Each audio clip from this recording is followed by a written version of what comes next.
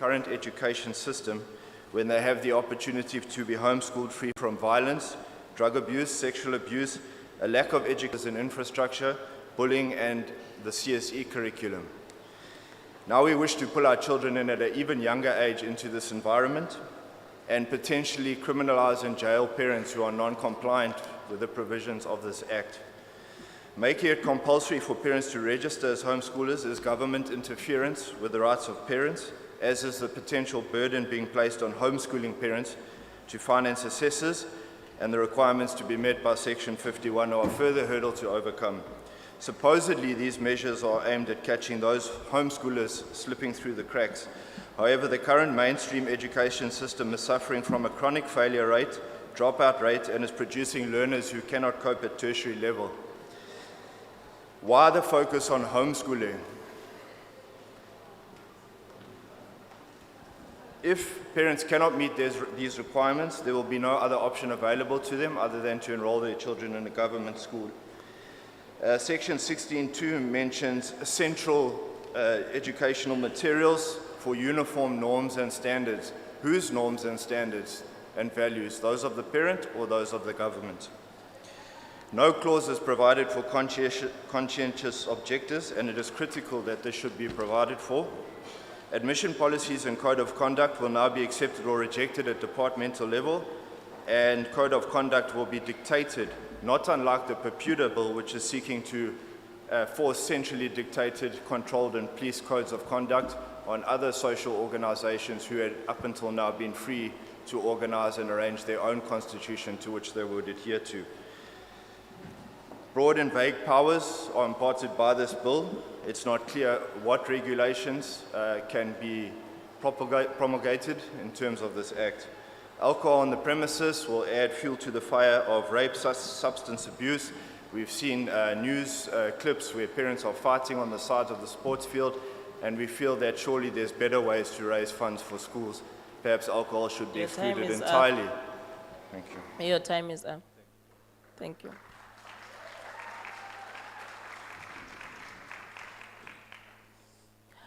Now I am coming this side. I'm noting hands from this side. 2, 3, 4.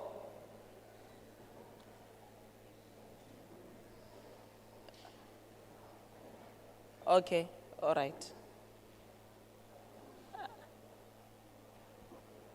When am I? Yes.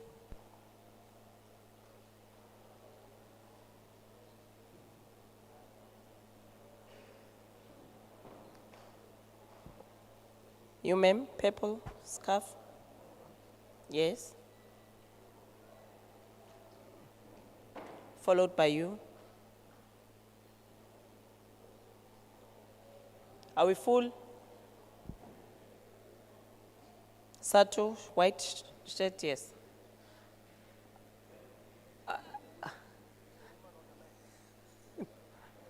It's fine. Let her go. Go, sis. Come, Nana, come to the mic. You can just move. Okay. I'm coming back. I'm coming back. Honorable members, parents, and fellow children, my name is Lily Moore. I am 8 years old and have been homeschooled my whole life. I already have a collection of my own books and write my own stories. I am really good at maths, which I need to manage my various businesses. I am also an artist. In fact, I am organizing my first art exhibition this Thursday, and you are all invited. As you can see, my parents have not neglected my education. On the contrary, they let me direct my studies. Homeschooling works for me. It lets me spend time studying things that excite and interest me, and it allows me to spend time with my family. I love to be with my family, and I learn a lot from them. For example, because I am homeschooled, I am fluent to Spanish, as my mom speaks Spanish to us all day long at home. If it wasn't for homeschooling, I would not have been able to spend time with my granny, who comes to visit us once a week. I would not be able to explore our garden or play with my little brother, who is 5 years old. He can also read. He can also already read. By the way, if Section 37 of the Bella Bill gets approved, you will be putting our education and family life at risk. So, honourable members, I say no to Clause 37 of the Bella Bill. It is my right to have a say in my future, and I trust my parents to care for me and my brother more than anybody, and guide us in this amazing journey that is life. Thank you.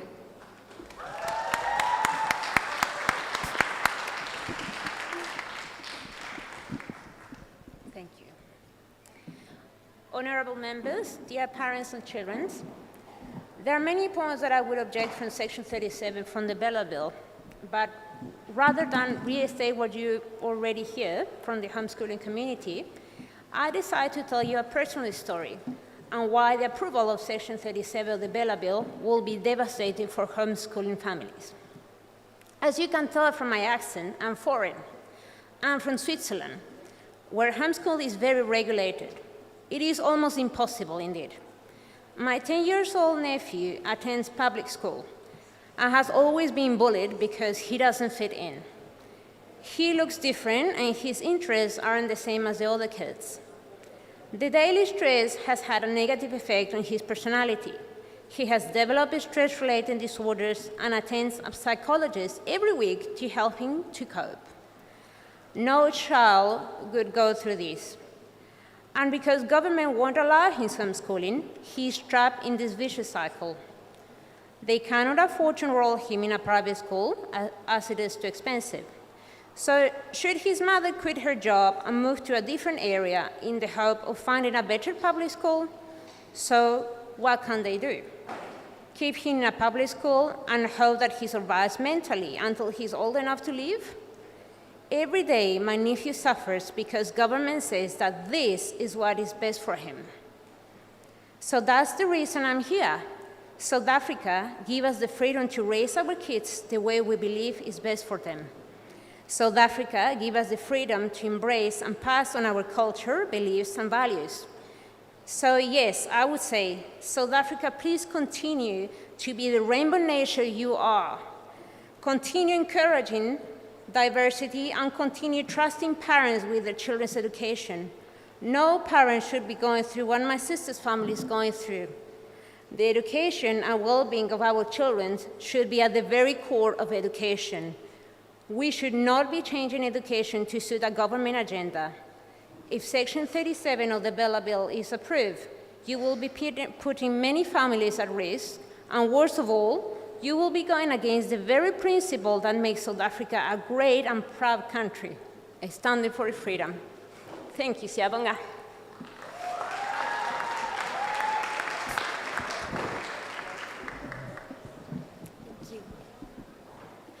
Honourable Chair, I'm Mia Kurtzer. I oppose the entire Bella Bill for several reasons. I was a teacher for 12 years in a small rural school. I made regular home visits to learners to hand out food parcels, amongst other things. Teachers in rural areas take up the support role for families and communities due to our government's inability to supply rightful grants to social services. How will closing rural schools do justice to the children and parents in these communities? Estimated 17 billion rands will be needed to make grade R compulsory. In the light of schools across South Africa still not having basic facilities like running water and flushing toilets, how can the DBE justify spending 17 billion rand versus the danger of just one more child drowning in a pit toilet? Focus on adequate schools for children, all children, across the country first. During 2020, everyone prayed for freedom from lockdown. My child prayed that the lockdown be protected, that he doesn't have to go back to school, ever. Realizing how much he suffered in a one-size-fits-all education system, we as parents took up our God-given responsibility to home educate our child. Any parent that feels this call for their family is able to do it. It's not just for a privileged few. You can just contact any other homeschool family. We will be willing to help you get started. Honourable members of Parliament, you are appointed in of leadership at this specific point in time. don't take it lightly. You are not here today to promote a specific political party. As the adults in South Africa, we are all gathered here to make decisions regarding the children of South Africa. Whatever we sow, our children will reap, and we will all be held accountable to the highest authority in the heavenly courts for our decisions. Regardless what you believe about the substance of the Son still is. Regardless of what you believe about Jesus Christ, He still is. And He loves you, and every child in South Africa, to the extent of dying on the cross for you especially. After today, you will never be able to say, I didn't know that Jesus loves me. On behalf of eternal justice, I appeal to every MP and every attendee here today to uphold the Christian teachers, parents, and children's constitutional right to be salt and light in this world. We cannot say yes to this bill and mean no to certain portions of it. If you want alcohol on school premises, abortion or gender changes without parental consent, schools with pit toilets, keep on saying yes to this bill.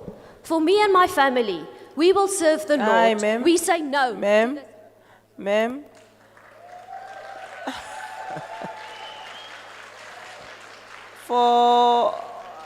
Please address the table, me, the chair, not yourselves, please.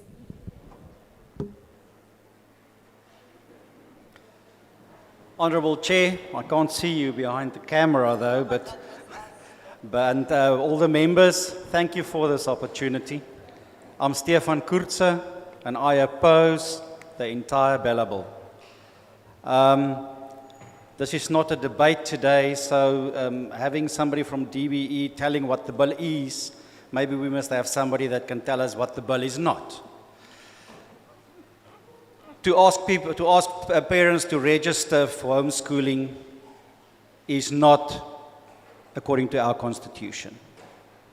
Clause 37, I oppose specifically. It hasn't been done there were no credible source. A socio-economic impact assessment was done before implementing this. There were no meaningful consultation with any high-level homeschool authorities. So why changing what's been working all along? Also, why giving children the ability to go for abortions without their parents knowing? Why taking away Christianity out of schools? Why taking away the authority of school governing bodies to run their schools in a proper manner as to what they believe as a community and as parents that have their best interest at heart, their children's best interest at heart? So, DBE and honourable members of Parliament, we have to oppose this bill, and we cannot allow it to go through as it is at the moment. Thank you.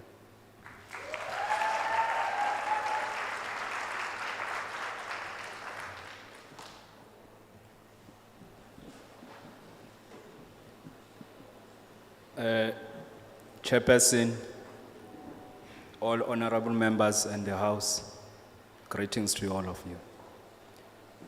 My name is Mbuyiselwa Emmanuel Mieza. I'm in full support of the Bella Bill. Saying that we've been calling for a compulsory grade R to be compulsory for all learners to start in grade R. Number two, these policies that are formulated by governing bodies, they have to be controlled by someone so that they don't have colors when they are implemented. We are fully support of this Bella Bill. Thank you.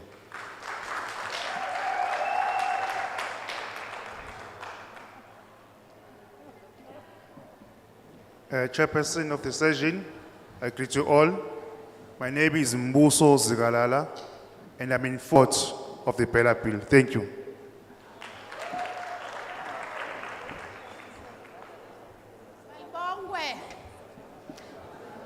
Malibongwe. Igama lami nguNomusa wakaNcwane. ngilunga le-SGB. Ngithi ngiyasupporta okade kukhulunywa.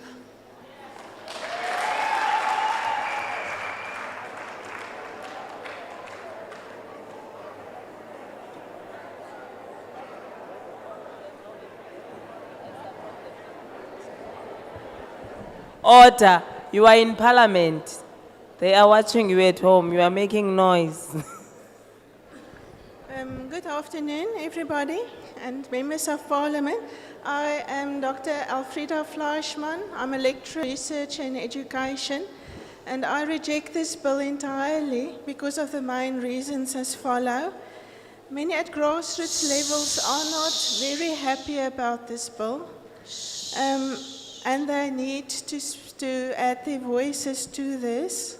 The traditional leaders, the chiefs, the Nkosas, the Ndunas have been marginalized, and especially the closure of about 1,000 schools in Kwa-Zulu-Natal, which will impact approximately 80,000 learners across just in Kwa-Zulu-Natal. Now, if those schools are being closed, where will that 80,000 learners be placed? And if we would include the grade R, that's about 180,000 learners. All of a sudden, in a year, where will we place those learners if so many schools have already been closed? And then the Section 10 of the Children's Act, where children need to practice their rights. My feeling is that we need to hear from the learners themselves. Many are traveling long distances, 30 kilometers, 20 kilometers, walking all the way to school, to their closest school. The whole problem with a centralized curriculum is a one-shoe-fits-all idea that doesn't fit. We sit with 61% joblessness, unemployed people between the ages of 15 and 24 years. And we think the school governing bodies will really know, and the traditional leaders, what skills need to be developed in the areas, and rather that they have the powers within the school to say, we want to teach our learners to do brick building or to do electricity or whatever, and in that we can uplift the communities, especially in the rural areas in KZ, in KwaZulu-Natal. There's a huge problem with textbooks. Many matric classes that even don't have textbooks. Maybe it's just 2 textbooks for the whole class. And those learners are marginalized once again to good education, good and solid education. Electricity is another problem that we need to face, as well as sanitation and running water. So I really plead that we redirect our focus towards these things so that we can really enhance education, give quality education to all. Thank you very much.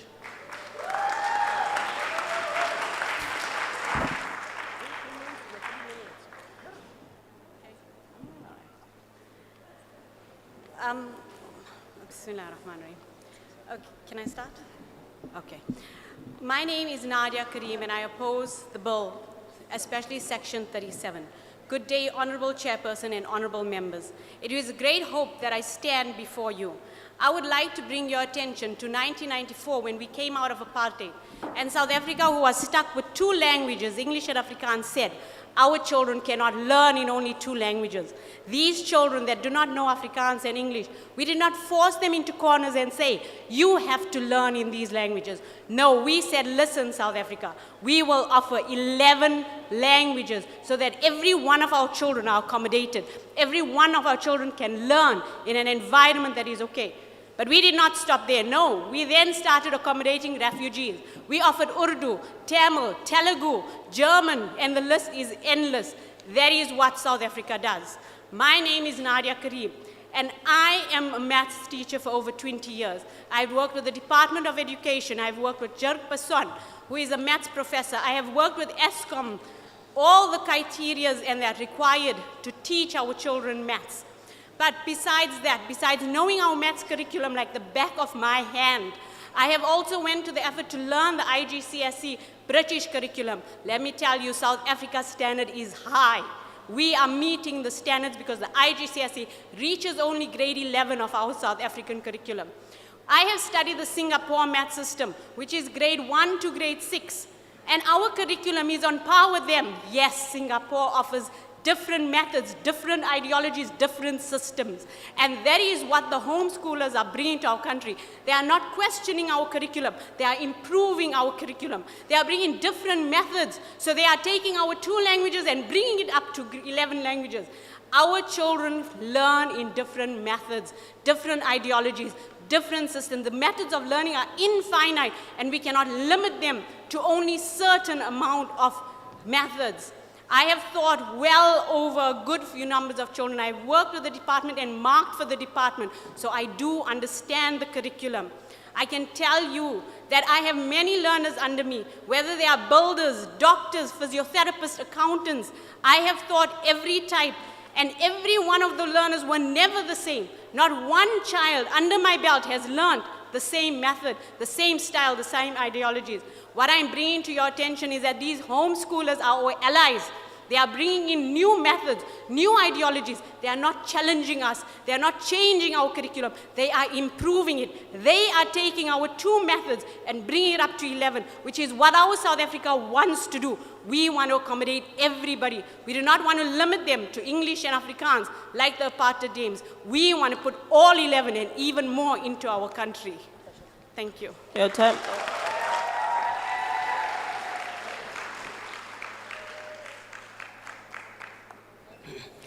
Good day, Parliament. My name is Nomfulo Ngobozi. I am in full support of the bill. Thank you.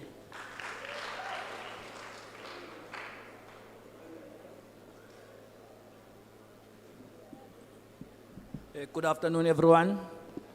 My name is Buyani Evans Mtungwa.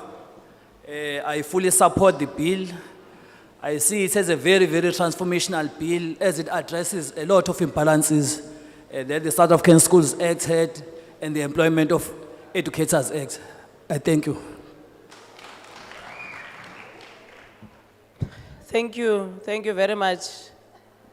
I am probably going to be unpopular. I am informed that outside there is still a very long queue of people who wants to come inside. Now, kindly, I am going to ask, of course, I'm not saying people must go, but if you have spoken and you have probably submitted your forms, let's kindly allow space and chairs for those that still wants to come inside and make their input. And orderly so, without any noise. We are not saying go, but let us, there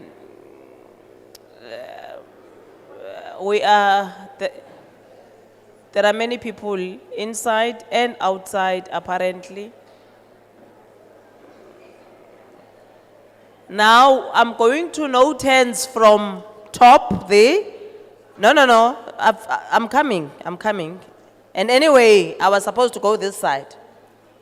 So I'm going there now. Protection services, please assist us. I'm going to note people, they must quickly go and they must quickly come down to the chairs. There is, yes, yourself. Can you please stand and come down? Yes, you, white, golfer, black, golfer, a black, yes. 5, short, yes, you, yes. Next to you, next to you, next to you, next to you, all 5 of you there.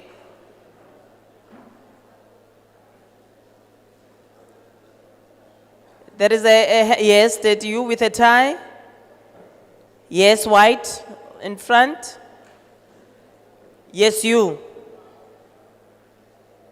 I have noted everybody almost on top.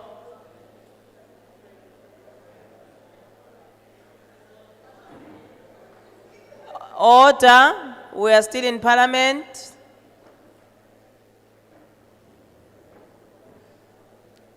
For those people who are standing at the back, there are chairs here in front. This side and this side, both sides. Please come and sit down. Protection services must assist us identifying people as they come and give them chairs. How many? How many? Can I note 4 hands this side?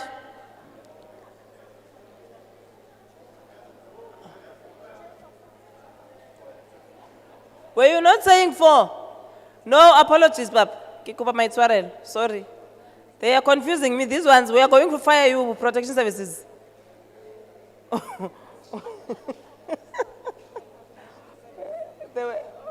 No, there were still people moving from Gekolis. Apologies. All right. We can start, Pap. Thank you very much, Chairperson of the session. My name is Iwat Zipozonke Shows.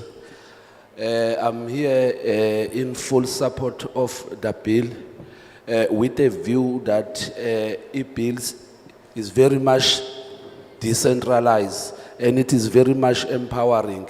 It is inclusive in that even parents themselves who have a direct interest, a vested interest about their learners at school are the one who are to be there and take decision because they've got that vested interest in their learners. So looking at Ipili, it seeks to decentralize power, it is empowering, it is inclusive.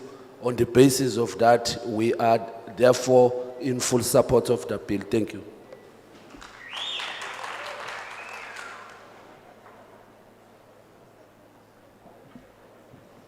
Sanibonani, and good afternoon, honoured members of Parliament, and happy Mother's Day to all of the mothers present today. Thank you for giving up your day to hear us. My name is Zoe Barrell. I am 16 years old, and I reject the Bella Bill because it infringes on my rights as a home-educated student. I also request further consideration to be given to more inclusive virtual hearings on this matter. Clause 37 of the bill states that a parent may home educate only if they have received permission from the state. This bill has caused me to reflect on the purpose of education and how that purpose is best served. I hope we can all agree that education serves to assist a child in reaching their full potential. This is outlined clearly as a fundamental right in our Constitution. I have been educated at home my entire life, and the freedom to tailor my studies according to my needs has been essential to my growth as a person. I have been confused by the department's concerns over home education. I would ask that home education be removed from this bill entirely and redrafted after having much more time consulting the thriving homeschooling communities. We would welcome you into partnering with those you represent to build legislation that releases potential, not restricting it. Currently, we as a family are not using the CAP system, but a classical model of education which teaches us skills such as critical thinking, argumentation, logic, persuasion, and rhetoric. These tools are supporting us in our understanding of core subjects and equipping us as lifelong learners. We are not being denied an education by non-conformance to CAPs. We are receiving a deep and rich education. I have spent the past 6 months studying historical documents that tell the story of freedom. Through the current curriculum, I have been able to understand what you, as Parliament, do for our country, to understand your political debates and roles, to understand that at the National Assembly, you are mandated to listen and represent every stakeholder in this room, especially our concerns over this bill, irrespective of our political affiliations. Once again, we place our trust in you to represent. I humbly remind the Parliament that it is our democratic right to oppose anything that will result in a limitation of the diversity of this rainbow nation and the costly freedom that was won for us. Let there be diversity then in learning and education, because it will result in a richer nation. Let us notify the state that we will be home educated instead of asking for permission. I reject the Bella Bill because it obscures these rights and freedoms of children to an education of their choosing. I am not objecting for myself. As someone nearing the end of her high school journey, this bill does not affect me. However, it does affect my younger brothers and sisters of every race, every language, and every social standing. They deserve the freedoms and opportunities Your time is up. Thank you.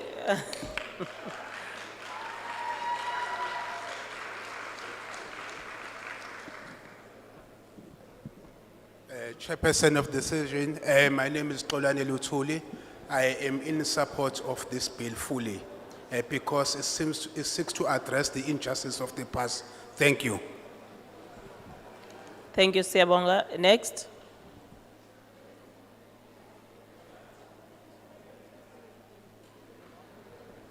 Okay, greetings everyone, especially to the chairperson. My name is Mashumi Hlope, and I am in full support of the bill, based on the following. In fact, the bill has delayed. It was supposed to have been introduced to us long ago. The way things are clarified there, it's so clear in such a way that it is easy to implement, and there were areas that were not clear before. So therefore it came to add some information. This is not a new thing, it's an old thing, but it's just an addition and the amendment. When it talks to about the issue of compulsory school going age of a child, now it includes to grade R in all schools. Now it is clear that the school going age is grade R up to grade 9, that is the compulsory school going age. And it also addresses the issue of homeschooling, and it is very vivid in terms of that. Moreover, the issue of the school governing bodies, they are given a mammoth task to run the schools, but in this bill they are given more power to take informed decision so as to run their schools. So it is clear in terms of also of the code of conduct for learners, the issue of funding of school. The bill is clear in such a way that it has delayed, so therefore, and we also appreciate that you are also applying the bottom-up approach. You are here to consult us so that we also make an input. On the issue of fundraising, some of the schools are non-Section 21, and also there are no-fee schools. So as a result, the issue of fundraising, when it talks about the issue of liquor, for an example, the school at the gathering is able to do some activities that is going to generate funds for the school, but that excludes the learners. So the bill is very clear on that one. When it comes to the issue of GEC right now, next year, all grade 9s are going to be sitting for general education certificate. Then which is also clear here that on the issue of school going age, those learners are going to be also accredited. With the issue of governing bodies, they have been serving in education for a longer period of time with no remuneration. So therefore the bill speaks about like reimbursing the members of governing body for sitting in the meeting so that they'll participate, because you'll find the situation whereby when you call a governing body meeting or a parent meeting, parents are not going to participate. Why? Because there's nothing that is drawing them near to school. So therefore the bill is clear. And it is clear such that for principal of school it's easy to manage, for second managers, even the directors, it is easy to manage. We are in full support of the bill. Thank you, Chairperson.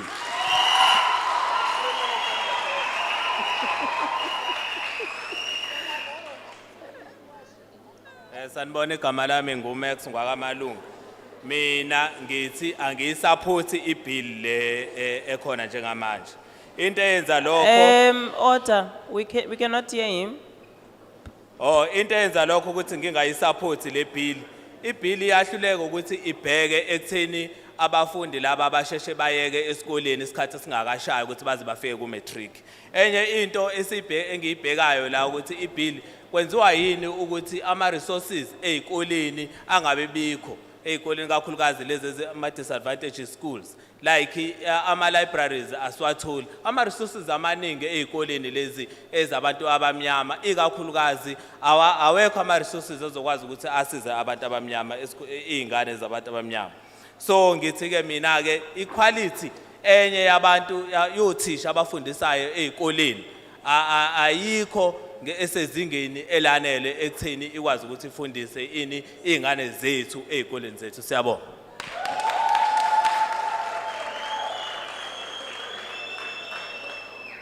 Translation. Use the mic, yes. Order. My name is Menzi Malunga. I do not support the bill. The reason is following. The bill fails to address the issue of learners dropping out of the school. And another issue is that there are no resources at other schools like libraries. So these schools are not able to support the kids when they are learning. So for these reasons, I do not support the bill.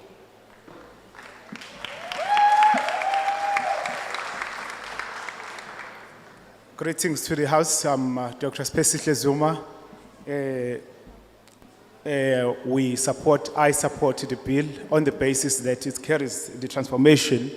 It speaks to the grade starting of school from grade R, of which is very vital because as we speak, grade R educators are earning peanuts in this province. Therefore, if they are accommodated into the mainstream, they will be earning like normal educators, of which is very critical because in the country we've got a crisis of employment. So we require that.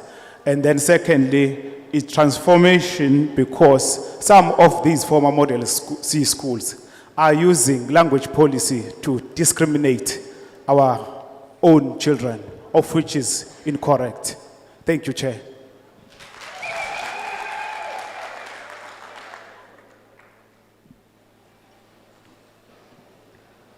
Honorable Chair and members of the community, my name is Caleb De Beer from Kwa-Zulu. I am 11 years old and I'm a homeschooler. I reject the Bella Bill. I love to move, to play and to do things with my hands. I do not like to sit still for long periods of time, but I love to learn. We do have a schoolroom, but a lot of learning happens in the kitchen, doing science experiments, in the garden and the forest, sitting in the lounge floor, looking at a big world map while we do history. And from my older siblings, as they tell me exciting things that they learn. I have traveled to USA, England, Scotland, and France. Before we went, we learned about the history and geography of these countries. Because I have a lot of free time, I have my own organic vegetable garden. I help with conservation by removing snares from the local forest. I am a keen birder and report my sightings on an app used for science research. No. Can we really try to lower our voices? Please. I have a junior black belt in Taekwondo and I'm a national champ. I play piano and I'm a good target shooting and archery. I ride and care for horses. By doing all these things, I learn much more than what I can only learn in school books can teach me. If I have to be assessed by an independent assessor, how will she be able to know what I have learned? How will she know that I'm ahead in my maths and that I follow a maths curriculum that helps me visually understand algebra problems? Will she know that I may not have done the history that kids in the school down the road have done, but I have an in-depth knowledge of the ancient Roman history and the Renaissance? Will she know that I prefer to learn science from a creation rather than an evolution viewpoint? The Children Act says that I should have a right to achieve my full potential. I want the freedom to learn things that interest and are important to me, and learn it in a way that suits me, because we are all special and unique, fearfully and wonderfully made. Thank you.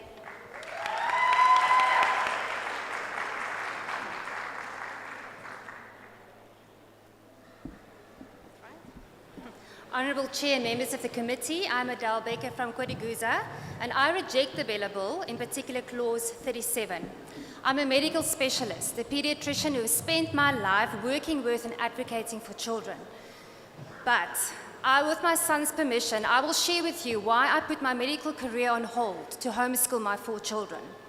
At the age of 10, our eldest son came to me and said, "Mommy, I cannot do this. At the same time, the school told me that he will never be able to mainstream because of severe auditory processing disorder and ASD spectrum features. We started homeschooling him. We slowed down. We took all pressure off. We played. We read. We did things that interested him and that energized him, and we used that as a springboard for him to learn other skills. Life became our curriculum. He never had any test, any formal assessments, or any exams until recently. Now he is 18 years old, and he is a confident, articulate, socially adept young man. His auditory processing disorder has made place for a young man who can debate very well and who is an accomplished guitar player. He has a wide general knowledge and he reads prolifically on various topics. He is a bronze medalist at the Taekwondo World Championships and has his second dan black belt. Not bad for a boy who's never was opposed to mainstream, I would say. Yet, when he wrote his first IGCSE exams, first exams ever in his life, he got distinctions for his physics and his chemistry, and he's currently preparing for his AS levels. Most importantly, he never says, I cannot do this anymore, because he knows that whatever he puts his mind to, he can achieve. Ladies and gentlemen, if I had to apply for registration under the Bella Bill with no idea what curriculum I would follow because my son had to dictate what was right for him, my application would have been rejected. And if I chose to continue homeschooling him anyway, I would have been criminalized. There are many children with similar challenges in this country, and there are many parents who knows exactly what their children need. I'm asking you to reject the Bella Bill because that would limit the potential of the children in our country. I furthermore ask you to please make it possible that virtual hearings would be allowed. As you know, there are hundreds of people still standing outside and who will not be able to express their views today. So I ask that you will please consider that. Thank you very much.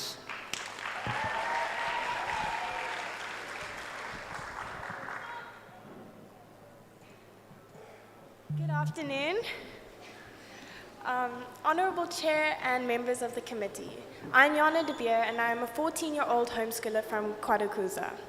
I reject the Bella Bill in its entirety and in particular clauses 27, 37 and 41. I have been homeschooled from grade 1 because my parents wanted to nurture my creativity. They designed a curriculum for me that suited my learning style. And although academic excellence is valued in our home, I was encouraged to blend and enhance it with my own creative style. Even my math books looked like an art project. A prescribed curriculum would not have worked for me. As I got older, it became important to me to have a say in how and what I learn. Today, I learn independently and I've chosen to use an online service. The Bella Bill makes no provision for this. Because I have the freedom to plan my time, I have enough time to follow and develop my interests. I love riding and training horses and playing the piano and violin. I have been offered a place in a music academy in Canada, and God willing, will be spending the next year there. Because homeschooling allows flexibility, I will still be able to complete my matric at 18 doing Cambridge, despite inserting a year of the Canadian high school curriculum into my school career. Would the Bella Bill make provision for this? I want to be a responsible citizen of our beloved country, and I advocate today for children attending small rural schools. We live near a small school attended by children of the workers on surrounding farms.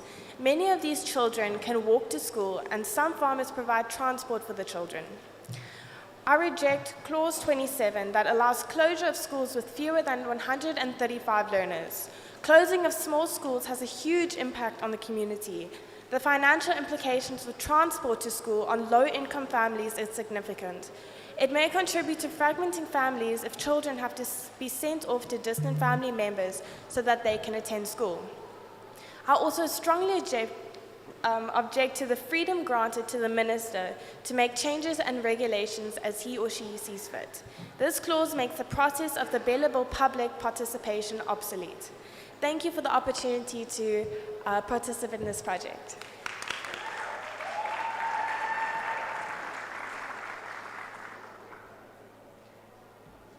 Good afternoon, honored Good afternoon, honored parliamentarians, ladies and gentlemen. My name is John Moses, and I'm here to humbly call for the total rejection of the Bella Bill based on the following criteria. Number one, Clause 41 amends Section 61 of the South African Schools Act. This clause allows for the minister to make regulations concerning learner pregnancy. The DBE's policy on the prevention and management of learner pregnancy is about providing, I quote, sexual reproductive health services, unquote, to learners as young as 12 years old. These services include, as the policy itself says, enabling, and I quote, learners to obtain abortions. This can be done secretly. This can be done without parents or guardians knowing. This can be done without the consent of parents and even against the wishes of parents. As we discovered, parents will be pushed out of the picture and their place taken by, I quote, strategic and social partners, unquote, who will be assisting 12-year-old learners to access abortions and all forms of contraception. The second part, Clause 41, will give the minister power to punish those who don't implement the regulations with fines and jail sentences up to 6 months. These regulations could force teachers to refer learners as young as 12 for abortions and all forms of contraception and compel them to keep this a secret from parents. The minister could also change regulations ad lib, as this calls for carte blanche on the part of the minister, and this is something irresponsible of the public to agree to. In conclusion, I want to say it is a fallacy that the government has a greater interest in our learners than the parents to whom these children belong. So, furthermore, I wish to draw your attention to the fact of the Bella Bill's admission and language policy, as well as its negative attitude towards homeschooling. So for these 4 reasons that I enumerated today, I feel that this bill is contrary to family and moral values, and therefore call for its scrapping. I thank you.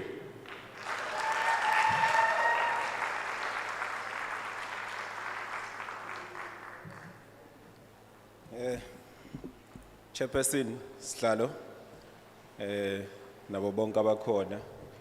Igama Bongani Ndlovu. My name is Bongani Ndlovu.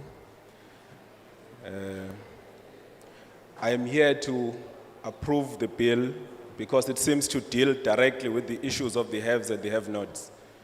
It also, because it stipulates very clear in terms of the issue of homeschooling, I think it gives control and direction as well in that case, because it says whoever wants to do so must do so having applied, meaning there will be no, this one is doing that and the other is doing whatever. So it will be known what's happening within the very same country or the same department. So I'm here to actually approve the bill because it deals with the issue of the haves and the have-nots. Thank you.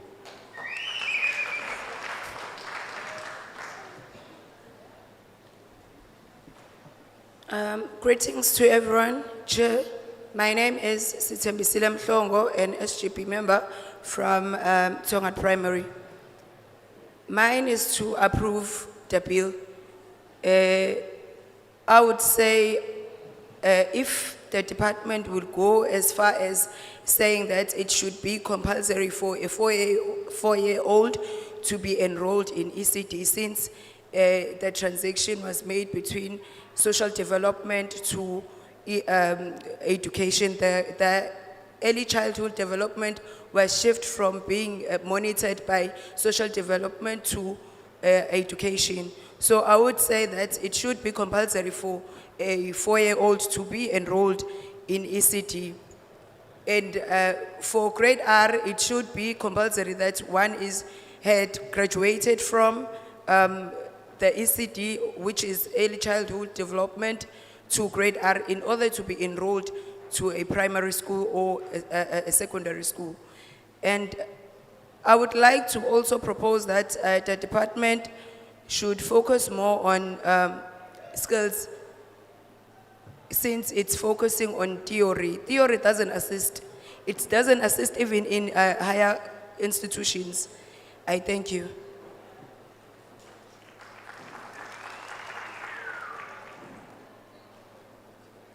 Greetings are extended to the chairperson of the session and honorable members of the parliament. I am Luyanda Ngobo, an educator under the Pinetown district. One must say that we support the bill, but to a certain extent. Reason being is that there are clauses that needs to be revisited and amended, such as clause 8, which articulates that liquor may be possessed, consumed, or sold on school premises or during school activities. Members, one must oppose this clause, for it opens a can of worms. This will not work, especially for our public schools, where we are already facing a pandemic of drug taking and substance abuse. We understand that this may be used for fundraising purposes, but it must not take place on school premises. Schools are mainly a safe environment for teaching and learning, not for alcohol consumption or alcohol being sold on school premises. So it defeats the purpose of saying that schools, learners must not come inside with alcohol on school premises, whereas we also want to sell alcohol in school premises. So it defeats the purpose. So we are totally against with this clause. I'm also against the clause of clause 51, which states of the Employment Educators Act, and it states that teachers are prohibited from conducting business. This limits the teachers from participating on other ventures that might be good at. Already teachers are being underpaid. So I feel that teachers also should be given an opportunity to conduct their own businesses, since they are extremely underpaid. And I'm glad that unions are here. They are going to articulate that, and they will prove that teachers also need to be recognized in terms of how much they are paid. Thank you.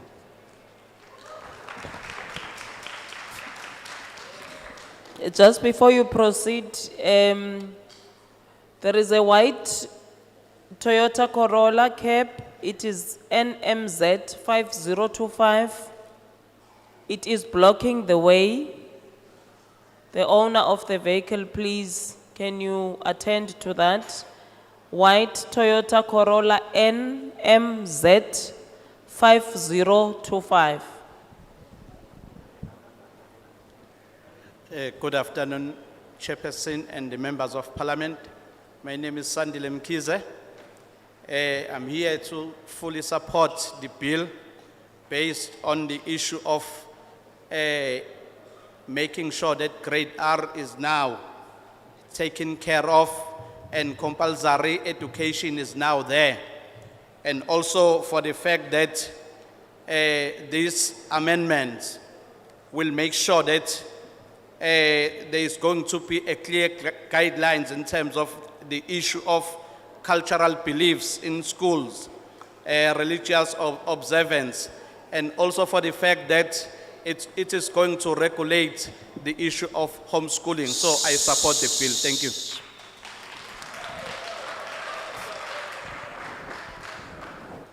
Thank you very much. This side. Can I note hands? Oh, my. Sorry. Greetings, Chairperson and members. I represent the Parents Association of Kwa-Zulu Natal. We support this bill to a certain extent. I am going to deal with the clauses that do not receive our endorsement. Clause 14, disclosure of financial interests of governing body. This moves into the territory of unreasonable invasion of privacy of both governing body member and his or her family. It would deter parents from availing themselves for election. Clause 4, governing body's powers concerning admission policy must be looked together with clause 5, which deals with language policy. The bill limits the governing body's power to determine the school's admission policy. The SGB is the most appropriate stakeholder to determine the school's admission policy. However, a clear understanding of what a learner meets the requirements for admission needs to be looked at. SGBs must have the right to determine capacity, as only the SGB will understand challenges regarding infrastructure. However, where it states zoning. It should not be used as a criteria to exclude learners. Concerning language policy, this will limit the power of governing bodies to determine the school's language policy. The power should vest in the SGBs. However, there must be models developed on inclusion of languages as accommodated for in our constitution.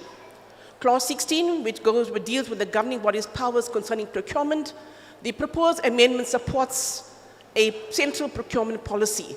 This is problematic as it seeks to withdraw this function of the SGBs. The provincial department has constantly displayed the incapability to deliver books to school on time. We raise concerns on the clause that deals with submission of quarterly reports on all incomes and expenses. Apart from annual audited financial statements, the provision of quarterly statements would place a financial and administrative burden on schools. We do not support the clause on clause 8 that deals with sale of alcohol. This clause seeks to extend this provision to schools. Schools are a safe environment. Of late, learners are found in possession of alcohol and variety of drugs, resulting in violence and threatening the safety of educators and learners. We do not support the clause that advocates that governing bodies be withdrawn from level 2 promotion posts. The corruption with department officials regarding promotion posts has not been investigated. This clause will merely exacerbate an already huge problem in corruption with department officials. We do, however, support the following clauses. Clause 2, grade R compulsory education, uniform and national measures governing the election of members, criminalizing the act of providing false information, home education, the regulation thereof. In conclusion, we want to state that one has to balance transformation with a common sense approach. I thank you.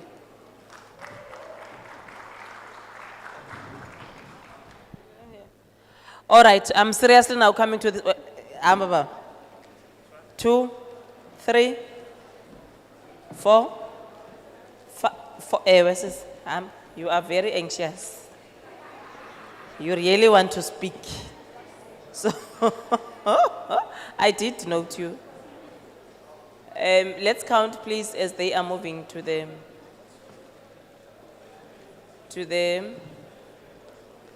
yes, next, yes. Striped shirt. Did you not speak? How many chairs do we have?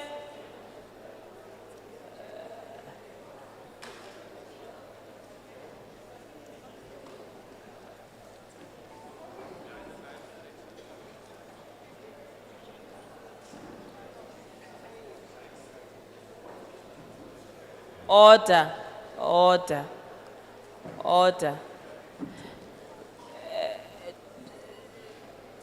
Are we full? I'm coming. We are coming. We are coming. We are coming. We are coming. I know we really want to make our voices be heard here. Let's quickly move.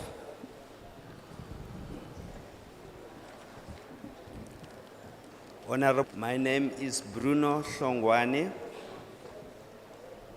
I am an educator, a maths educator for the past 36 years at a rural school. I oppose the bill.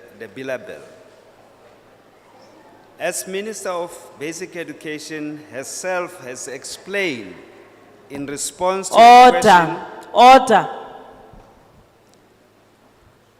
As Minister of Basic Education herself explained in response to a question in a house that there are highly successful micro schools in Western Cape and Eastern Cape, and the use of multi-grade teaching and online teaching. I don't see a reason why can't we follow such good examples. And please allow parents to educate their children with their own conviction and beliefs. There are so many problems that are happening in schools, as examples has been mentioned, like bullying, drugs, pregnancy, and as educator and a parent, I would really like to ask the government to stop that bill. And one of the parties has apologized publicly and amended white paper to allow parents to educate their children in line with their conviction and belief. And I fully say no to the bill. Move God out of the place. Move prayers out of the place. You are expecting problems. And that is what I can say. We have moved God in education, in prayers, and that is why we're thinking now of selling alcohol in schools. That is why we're having now problems of bullying in the schools. And teachers, educators, even being in love with the school children. It is because we move God out of the schools. And that is exactly an example that I see here.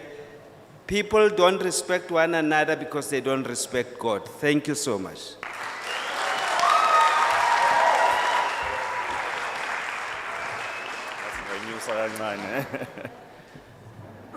Thank you, Chair. My name is Halalisani Ndlovu. I stand before you as an activist of the Democratic Alliance, and I vehemently reject the Bella Bill. The Bella Bill proposes changes to the South African education system that would significantly curb the powers of governing bodies within our schools. SGBs are currently responsible for making important decisions regarding school policies. However, if this bill is passed, these powers will be shifted to the Education Department, effectively removing autonomy from all the SGBs. One of the primary reasons for the existence of SGBs is to promote community participation in the governance of schools. The proposed changes in the bill will remove this important aspect of community involvement and decision-making. Without the involvement of the community, school policies may not reflect the unique needs and circumstances of the school and its learners. Moreover, SGBs play a critical role in ensuring accountability within our schools. With the current changes, the abilities of SGBs to hold the school principals and staff accountable for their actions may be severely limited. This could have a negative impact on the quality of education provided to the learners, as there may be little to no accountability for underperformance and misconduct. These changes could have far-reaching consequences for the quality of education in South Africa and in our schools. In closing, the Bella Bill should be reconsidered for several reasons. Firstly, the bill grants the Minister of Basic Education broad powers to regulate the entire education system, which may result in the autonomy of provincial education department and schools. Secondly, the bill has been criticized for not providing enough clarity on the role of governing bodies, which may lead to confusion and conflict in schools. Thirdly, the bill proposes changes to the language of instruction, which may impact the quality of education provided to learners, particularly those who are not proficient in the language of instruction. And lastly, there are concerns that the bill was not developed through adequate consultation with stakeholders in the education sector and may not adequately address the challenges facing the South African education system. I reject this bill. Thank you.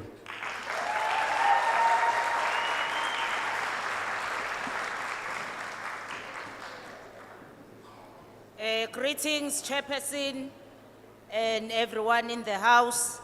My name is Lungisa Plose.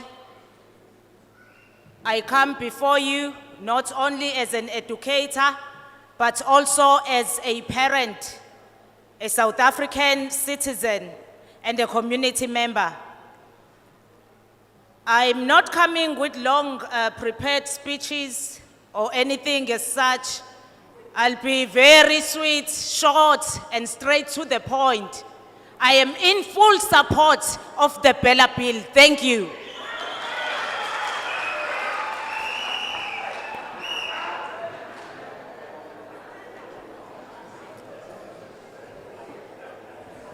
Greetings, everyone. My name is Kwa-Zulu. I'm the Provincial Deputy Chairperson of the DA UK in KZN. I do not support this bill. The Bella Bill is a clumsy attempt to centralize power and target schools that use a single language of instruction. This bill ignores homeschooling concerns and fails to address real school issues such as failing infrastructure, the high dropout rates, and poor teacher quality. These clauses we feel might be used to target schools that employ mother tongues as a language of teaching, taking away the right of parents to pick what is best for their children, taking away the children's choice of education, school, and curriculum, and giving that power to the SA's useless government and politicians will be the greatest tragedy to strike this country. They've already failed the entire country. The same Department of Education has had approximately 30 years to replace Pete's toilets and has failed. It continues to fail to deliver textbooks to the majority of South African schools. There are children who are still waiting for their 2023 books to arrive, and we are in May. It fails to protect students from sexual predator instructors and principals. Many school feeding programs have gone bankrupt, but they want to take all the decision. The Bella Bill does not address online or blended learning. Since COVID lockdown, the sort of learning has grown in popularity and should have been included. The department did not gather enough information from the homeschooling sector before writing regulations for it. The Bella Bill regulations will not ensure quality education through homeschooling and ignores the unique challenges of this sector. While the DA supports proper admission appeal mechanisms, we reject the notion that school governing bodies are forced to appeal to heads of education department against unfair or damaging policies imposed upon schools for those same heads of department. Rather than reducing the number of single language schools, the Department of Education should focus on developing and implementing curriculums in all South Africa's official languages, as well as build quality schools to ensure that as many learners as possible have access to and benefits from the mother tongue education. The Bella Bill will deprive communities of their constitutional rights to participate in and make educational decisions for their children, and we should not support this Bella Bill. Thank you.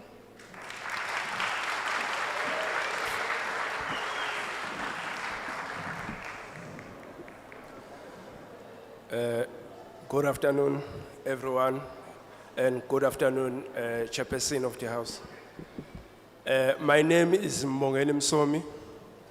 I am in full support of the bill. The reason being is that, as we all know, that we live in the democratic country, which is South Africa. So, in some other schools, there are schools that exclude other children because of the language policy. So this bill will help in ensuring that not a single learner will be excluded just because of the language policy. I thank you.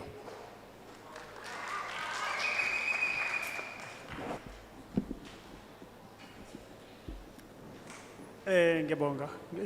Ngiyabingelela kumphathi sihlalo, ngibingelele namalunga seParliament, ngibingelele nomphakathi wonke.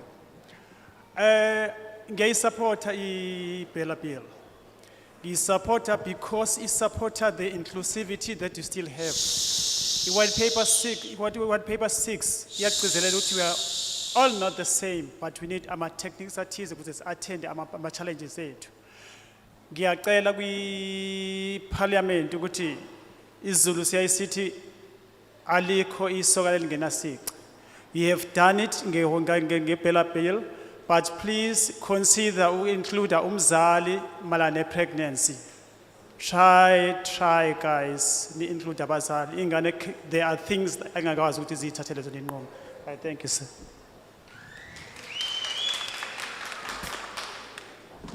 Translation. First of all, I want to greet, I want to greet Chairperson as well as the members of the Parliament and everyone in the House. I support the Bella Bill. That's the first of all, and I hope it will help us.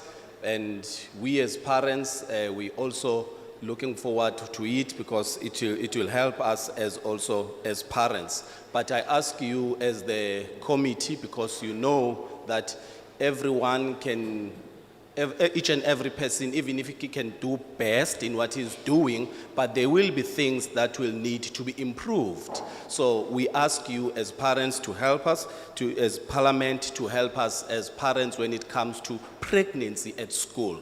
So that's the issue, that please help us when it comes to that. Try to involve us as parents when it comes to pregnancy. Thank you.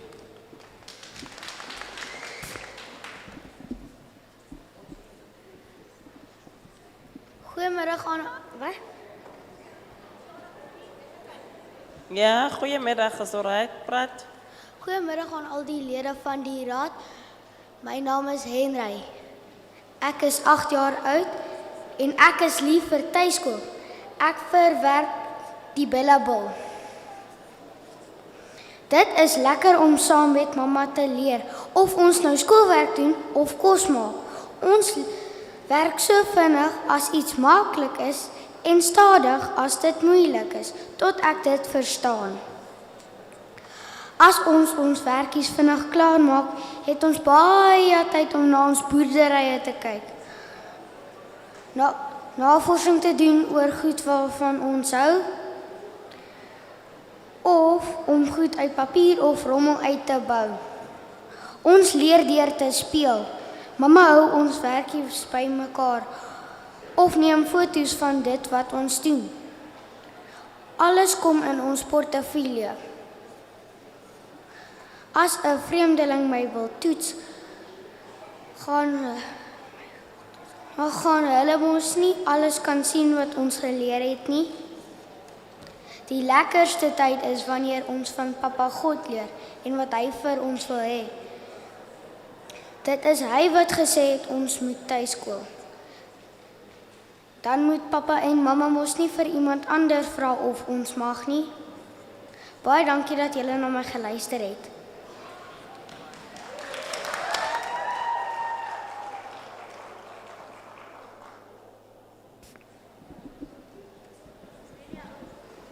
The 8-year-old boy has told his name, but he says, greetings to everyone on the stage and greetings to everyone at Parliament. Says, thanks for giving me an opportunity to be able also to express the gratefulness of the teaching that my mom and dad is giving me. No one else understands me better than them. And I ask myself the question, if any person must interfere in it, will they be able to convey, will they be able to transact and be able to make me understand these difficult things, that mom knows when to speed them up and when to slow them down. It is only mom that is able to do so. And it is in that my request is, please let us let mom and dad to teach me to fulfill the will of the Lord as described also in the Bible. Isn't it so that they must be able to teach us? Grant us that opportunity. Thank you.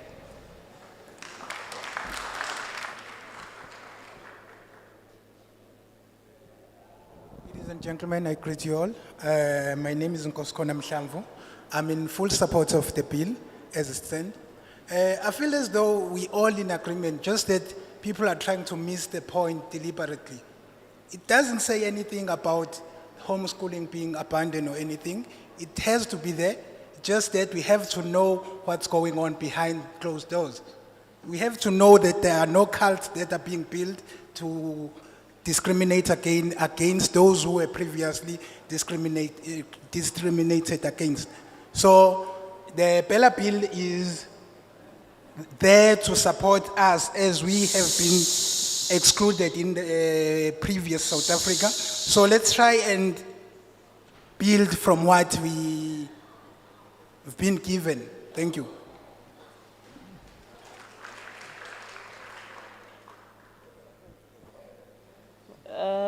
Next. Greetings to the members of Parliament. Greetings to you, Chairperson of the session. I am Sibusiso Xaba, a member of the ANC in good standing. Also a member of SATU in good standing. We are in the house. We are in the house. I'm here to say I strongly support the Bella Bill because it addresses the inequalities and it seeks to empower educators and SGPs. One, on the issue of homeschooling, we've got one government and we must have one educational system. Homeschooling must be regulated. On the issue of curriculum, I want to raise that it's high time that the curriculum that is offered by the education system be revisited so that it speaks to the economic need of the country. It responds to the economic need of the country.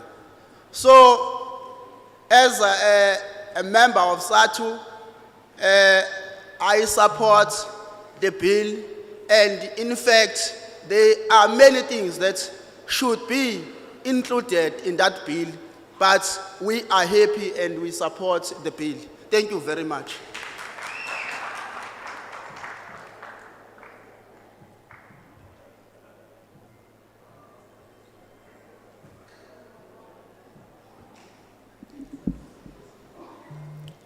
Good afternoon, members of council. My name is Yolanda Elof, and I'm a proud citizen of South Africa.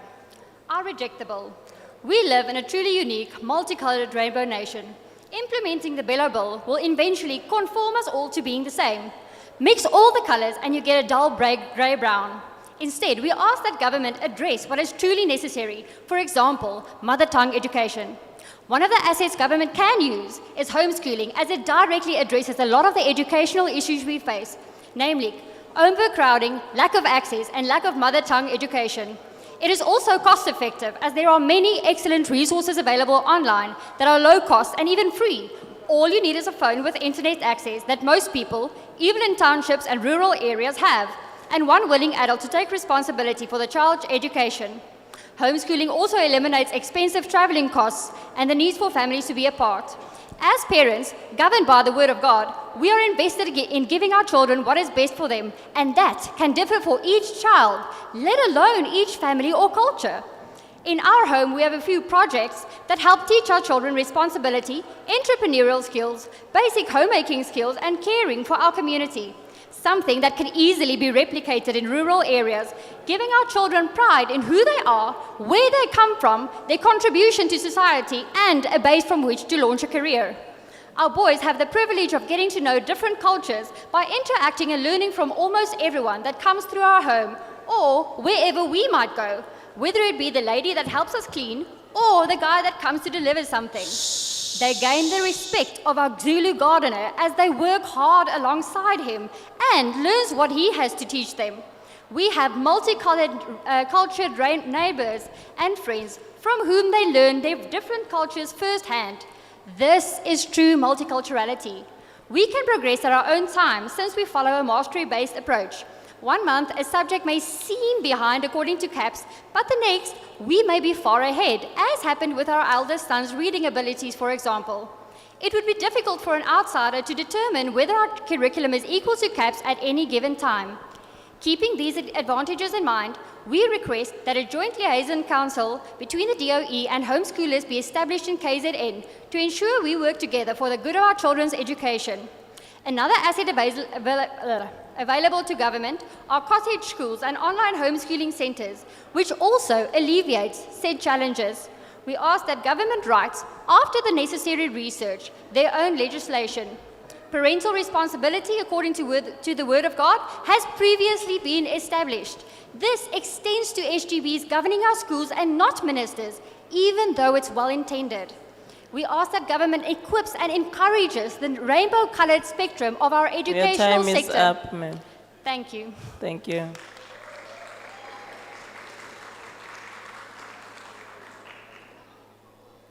Next. Dear Chairman, members of the committee and fellow South Africans, thank you for the opportunity and time you make to listen to our concerns. My name is Altus Elof and I reject the Bella Bill. We trust, hope and pray it will fall on open ears and minds. With all that is happening in our country, we need children that are trained well, that can step up to the plate to take action when needed. Understandably, there should be guidelines to do this well, but I believe the Bella Bill does not work towards this future, as it binds up our God-given responsibility as parents, handing it over to someone that does not have our interest or our children's well-being at heart. My life has changed from being a working single guy to becoming a husband, a father of 5, an entrepreneur and a business owner. Going through these stages in life, it has become more and more evident that as parents we should ensure that our children are able to navigate a lot of change well. And for this, we need to be part of their lives, equipping them and training them up in the way they should go. We are called to homeschool a few years ago, and this change in our lives impacted our view of how children learn and understand better. They are like sponges. By guiding them, they absorb knowledge and gain wisdom and understanding. Everything we do becomes a training opportunity. We can see good evidence of our current approach to learning and their personal growth. The proposed changes to the Bella Bill will infringe on our responsibility as parents and take away our rights to train our children and prepare them for the future, as we know them well and adapt to their learning speed and content to their pace. At times, they are more interested in the subject, then they understand and learn faster. Other times, they need more time to grasp the content, in turn, learning to handle things that they don't always want to do. Ultimately, we need to help them to become adults who are willing and able to make a difference in our communities, creating jobs and making a contribution to the people and economy. For this reason, I oppose the Bella Bill in its totality. It does not address any of the real problems experienced on a daily basis in schools and society. The Children's Act will govern those who are negligent in looking after their kids, not an amended school bill that does not address all the matters related to homeschooling environment. I also believe SGB should stay responsible and accountable for what happens in schools, and not someone outside of the schools. Kids should be loved, trained and protected within the parents' preferred choice of education. Siyabonga kakhulu. All right, I'm coming to this side now. Hey. Hayi izandla zipheli bo. 1, 2, 3, 4. Hamba sis, hamba. 5. Yes. 6. You. No. This one. 7, 8, 9, 10. I'm coming. You see your hands are too many. Pela, if there are people there, are there still hands there on top? Okay, all right, it's fine. It's fine.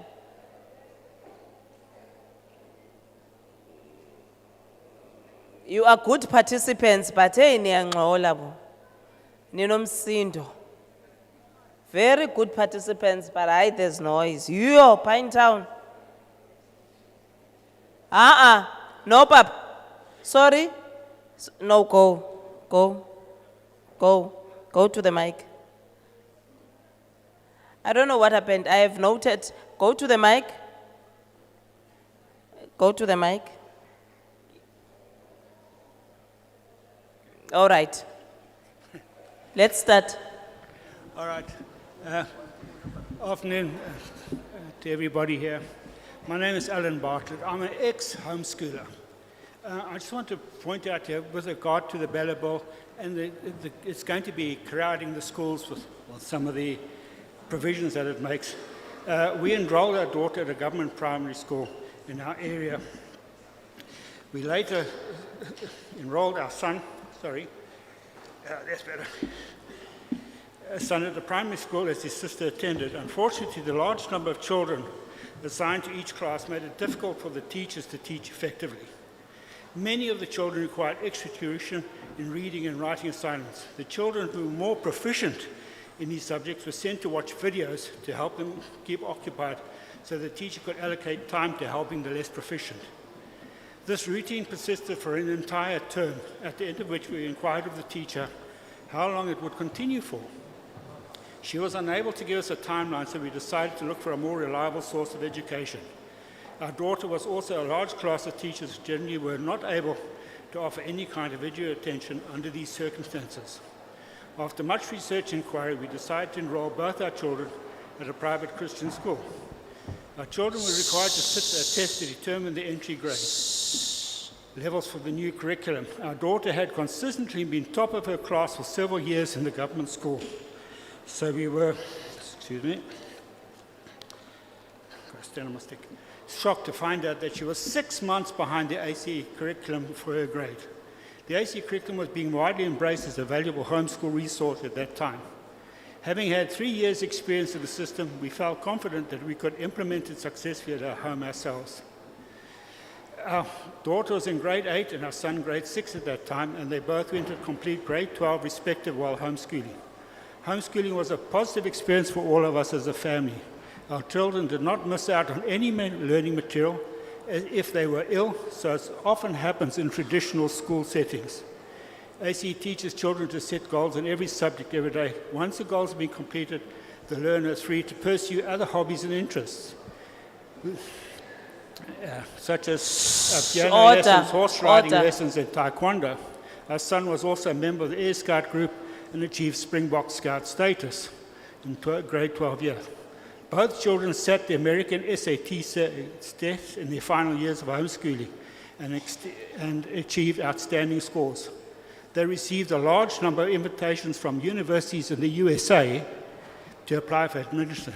However, they chose to study here in South Africa and were both respectively accepted at University of KZN to be BSc students.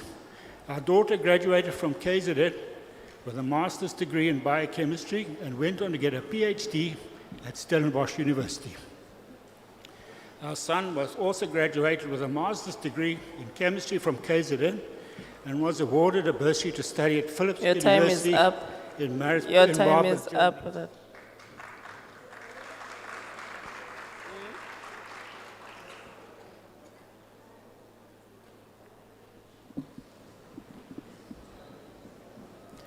Greetings, everyone. Order. Chair, my name is Gosnathi Mhlongo. Firstly, I would like to say I was number 1, but now I'm number 2. I will assume, Chair, that you did that on the basis that he's a bit old in terms of age, not the color. I will also assume that you'll do the same to those of a different color but of same age as him. No, let me clarify it. Let me clarify it. 1, I have pointed you as number 1. But in the same vein, I had pointed him. So somebody took his place, and I can't now say who. So yes, because he's older than you, and 2, because I had really pointed him. Thanks, Chair. I rise to support the bill on the basis that it is in line with what we fought for as the ANC. It is in line with the Freedom Charter in the sense that it says it allows the implementation of one of the clauses of the charter, which says doors of learning and culture shall be open for everyone, including grade R. Also, it says education shall be free, compulsory, universal, and equal for all children. We also say we support the bill on the basis that it will assist in keeping deteriorating learner performance in schools and minimize dropouts. It will also assist the learners across, especially in schools where some school governing bodies or management will choose not to accept learners of our color, using backdoor tactics of apartheid, using money especially. This bill, we view it also as SATU as a step forward in dealing with quality public education, which eventually we'll want to see in the near future having education that is decolonialized and free for all. Thank you.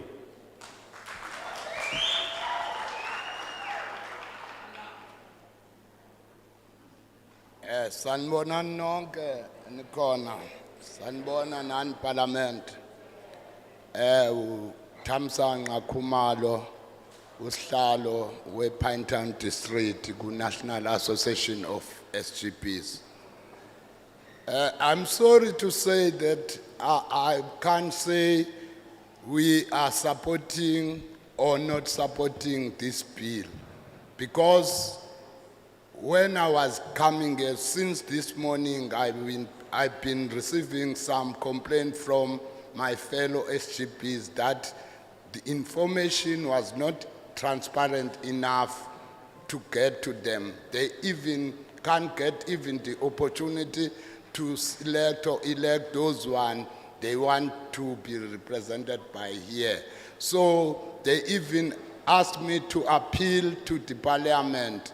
When I was reading the invitation for this gathering, I noticed that they say it's our last chance to express our views. But now they say that I must appeal to you, honorable parliament members, that if you can arrange another this gathering so that you give them the opportunity to regroup them or to prepare for this very important gathering. So, thank you.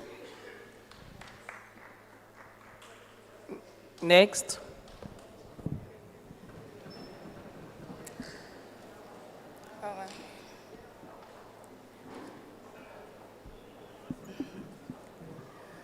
Thank you, Chairperson. Good afternoon. My name is Manini Manzi. I am a member of SATU, branch secretary, an ANC member in good standing, deputy chairperson of Women's League. I am in full support of the Bella Bill, especially it touches the issue of pregnancy in school. When we are talking about the values and morals in a society, number one, it is immoral of a student to become pregnant in a school level. It sends a bad message in other learners. Number two is a sense of being irresponsible on the side of the learners, which makes them have an attitude that when they get pregnant, nothing will happen to them, hence all is well. Number three, it is disturbing on our side as educators because we need to prepare work for learners and send them to school, to their home. Number four, we as educators, we were not trained as midwives, but we find ourselves assisting learners when they get birth at school, when they deliver at school. And it sends a bad reputation to other learners, especially when we are teaching at junior primary. When we take the issue of a 6-year-old learner experiencing some other learner giving birth at school, I am in full support of this Bella Bill because it will teach us, parents and learners, responsibility to go back to their values and morals. Thank you so much.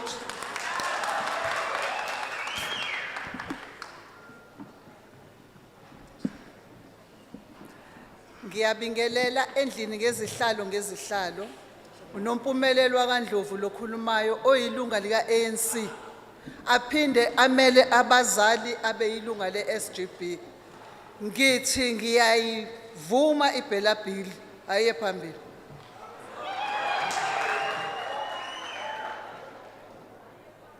Greetings. My name is Senzokuhle Danisa. I'm a SATU member from Mafuguzela. I'm in support of the Bella Bill.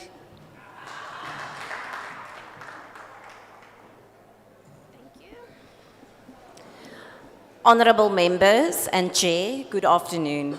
I am Yolande Briel and I reject the bill, especially section 37, which indicates that the Minister of Education will need to approve if homeschool is in the best interest of my children. Me and my husband are both former proud homeschoolers. Our parents were not educators. They were concerned parents who wanted to educate us to the best of their God-given right. Our families did not follow the same curriculum, and we learned skills as a natural part of growing up on farms. Blessed with parenthood of a 10-year-old boy and a 6-year-old girl, we started to homeschool our children when COVID-19 struck in the year 2020. We were protecting our children from this time, not so much from the virus itself, but from the damaging effect that it could have on their education and psychological wellness. My son is a sensitive and caring child, and he was afraid to return to school. My daughter is very social and loves interacting with young and old. As a 4-year-old, she would have been not allowed to play with her friends. We are relieved that those perilous times are something of the past. We now look back and know that we acted in the best interest of our children and continue on our homeschool journey. This journey taught us many lessons. We realized by being intensively involved in our children's curriculum that CAPS did not suit our children's education. We follow a more eclectic approach and focus on language and mathematical skills. Skills that many South African children struggle with. We as parents continue to grow with our children. They are maybe not brought up on a farm like me and my husband, but believe me, one's own house and yard holds similar experiences, locked away and waiting for us to be opened and explored. Thank you.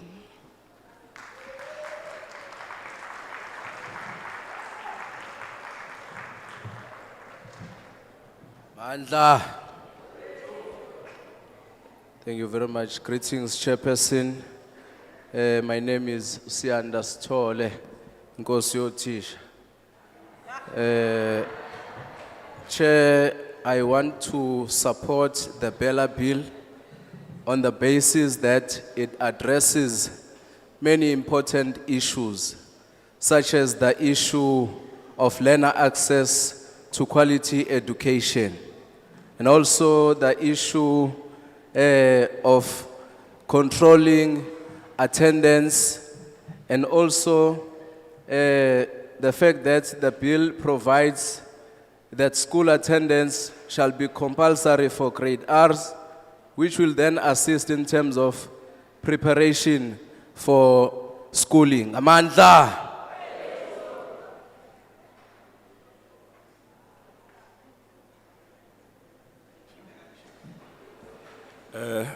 Greetings, Chairperson of the session and your panel, progressive parents. Order, please.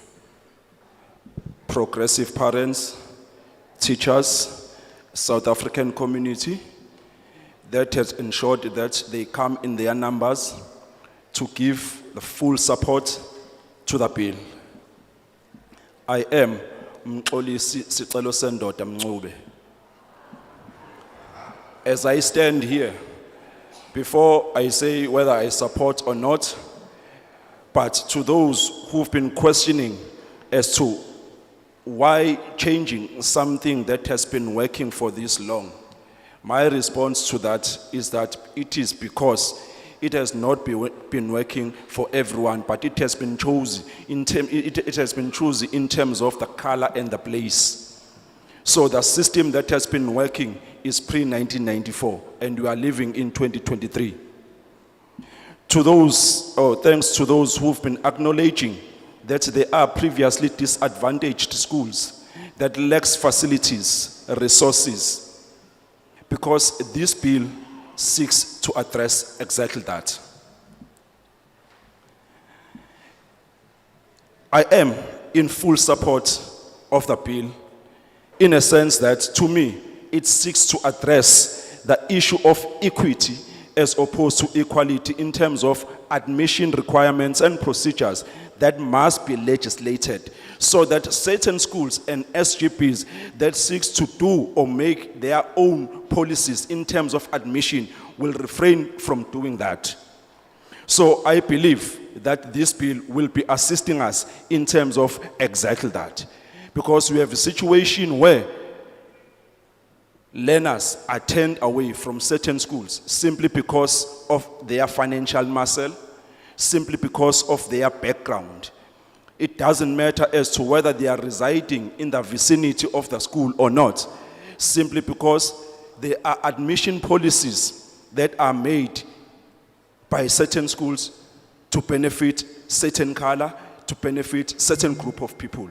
And I believe that this bill seeks to address exactly that. I am in full support of this bill. I thank you.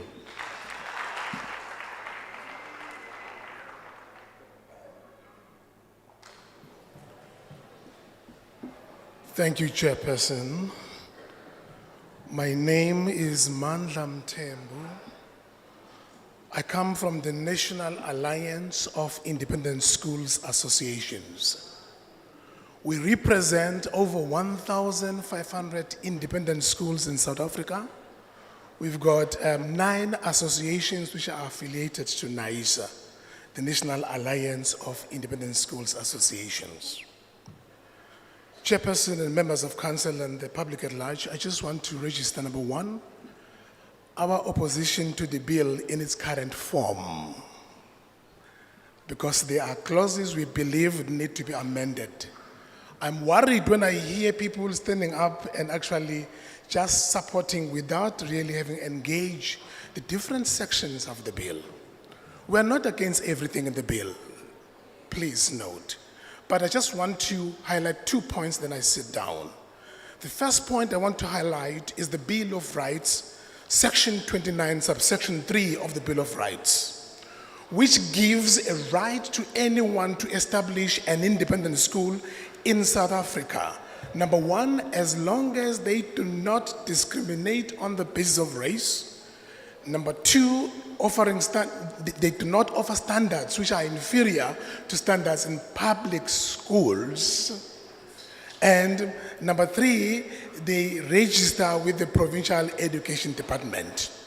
Now, the Bill of Rights, that section finds expression, Chairperson, in the NEPA Act of 1996, the National Education Policy Act. I'm just going to go straight to Section 4 of that Act, which says, which provides those principles of national education policy in respect of the advancement and protection of the fundamental rights of every person guaranteed in terms of Chapter 2 of the Constitution, the Bill of Rights, and also international conventions.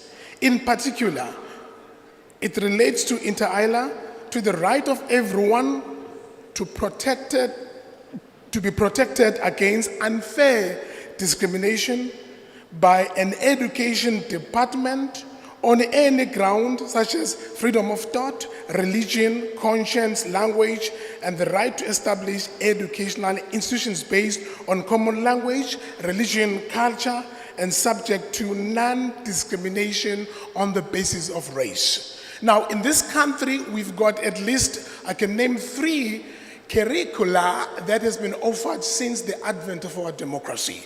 That is the Accelerated Christian Education Curriculum, which is offered by many schools in our country and also parents at homeschooling level. There is also the Waldorf curriculum. Number 3, the curriculum offered by Montessori Association, which is also offered at homeschooling level and many other schools. Your time is up. Thank you very much.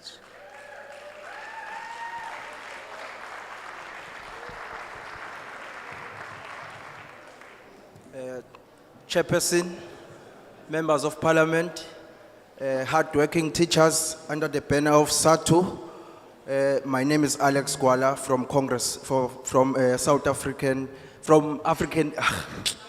from Congress of South African Students. Thanks. Chairperson, I think we were systematically made to be not equal. Only those who are rich and who have got advantage who reject this bill. In the name of the working class, the majority, black in particular, the poor, I welcome the bill. I think we also need to amend the curriculum. You should stop teaching us about frogs, teach us about business-related subjects, teach us about land.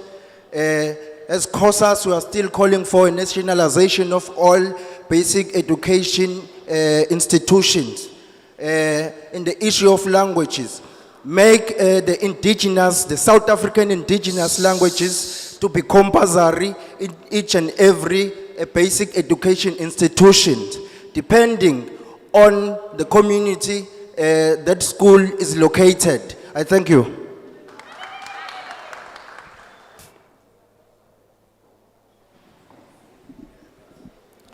Greetings, Honourable Chair and Honourable Members. My name is Brigitte Richard Coombs and I am in opposition to the Bella Bill. Nothing about us without us. As a homeschooler, we value participatory democracy. My child has a role in saying how she wants to study and what she wants to study. The Children's Act says that we must listen to the voice of the child and take it into consideration. This is one of the practical ways that we as homeschoolers teach our children the value of participatory democracy, which is a cornerstone of our constitution and democracy. Participatory democracy can be summed up in the saying, nothing about us without us. Unfortunately, this isn't how the DBE has dealt with homeschoolers in developing Clause 37 of the Bella Bill. Parents from public schools are represented through SGBs and SGB associations, and these are represented in various structures. Some of these are established in terms of the National Education Policy Act.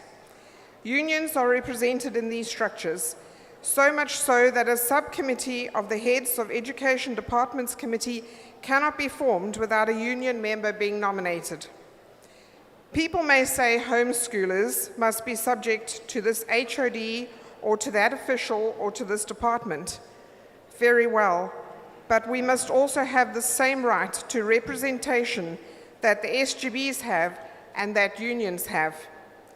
In KZN, we do not have a joint liaison committee between homeschoolers and the Provincial Education Department, as they do in other provinces, despite the fact that the DBE has issued a circular instructing every province to establish a JLC. These JLCs have had no input on the Bella Bill, but this would at least have been a start. KZN has no representation on the task team developing the regulation that the Minister wishes to promulgate in terms of Section 51, Clause 16 of the Bella Bill. How can we support granting the Minister regulatory authority if this is about us but clearly without us. I submit that before we can have changes to Section 51 of the South African Schools Act, the National Education Policy Act must be changed to include home educators. And then, after proper consultation, the Schools Act can be changed. It is unfair that we are affected by this bill, but we do not have a seat at the table in the education sector. I therefore reject the Bella Bill. May God bless you.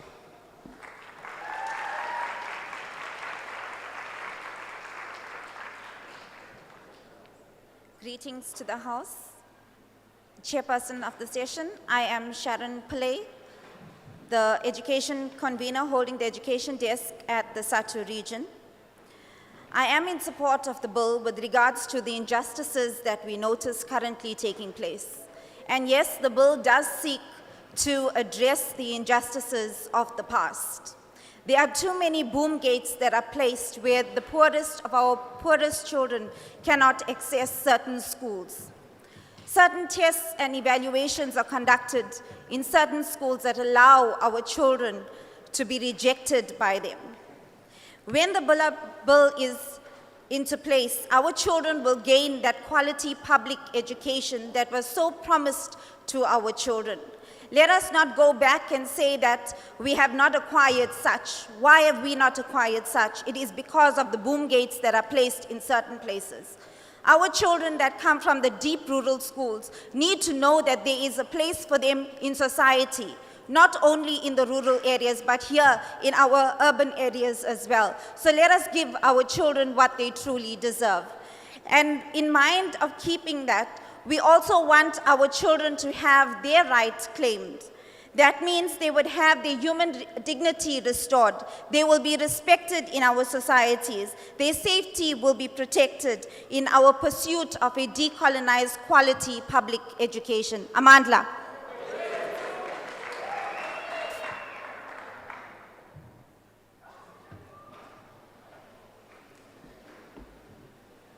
Good afternoon, Honourable Chair, Honourable Members, ladies, gentlemen and children. My name is Chris and I represent our homeschooling family in which we currently homeschool our two daughters aged 9 and 11. We reject the whole Bella Bill in its current form. Given the 3 minutes, I'm highlighting the following key points. Starting with our rejection of Section 37 of the Bella Bill, we need the freedom to be able to choose the best curriculum for our kids. As we all know, there's been no meaningful consultation of homeschoolers, no proper socio-economic impact assessments, and this clause is not based on research. It isn't rational to ask permission for something that is our right, and frankly, no one knows our children as we, their parents, do. As homeschoolers, our kids love the curriculum we use. It is rich in both its content, the skills it develops, and the methods it adopts in helping to teach our children. The kids find it interesting, enjoy the time they spend on it, and appreciate the benefits of learning from it.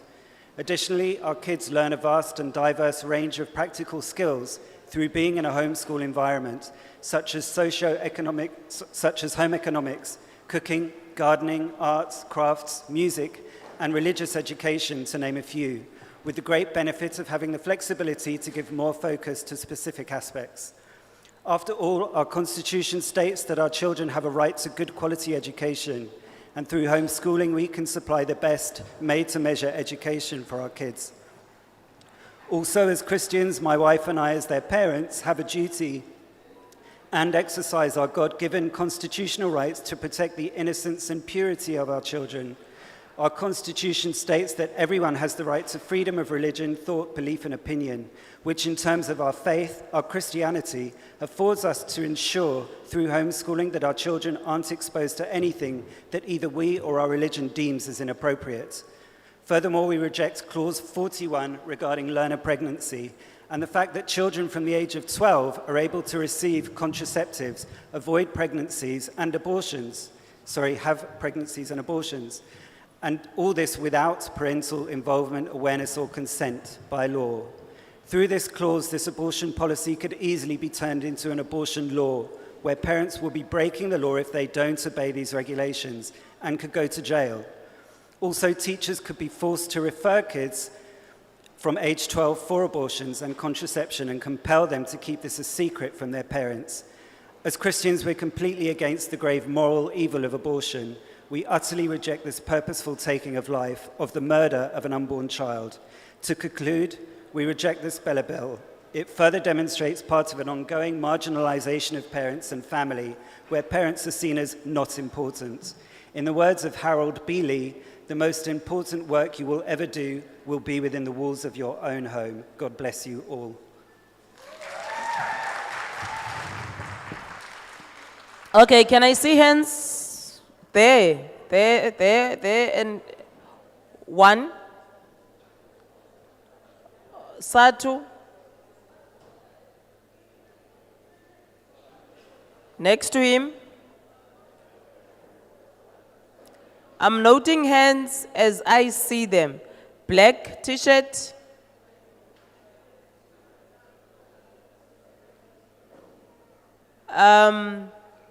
Navy jacket on the phone. Please, as I note you, come down. 5. With the, yes, yes.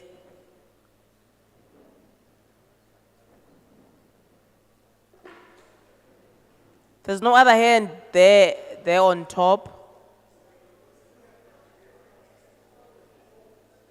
So we are done there.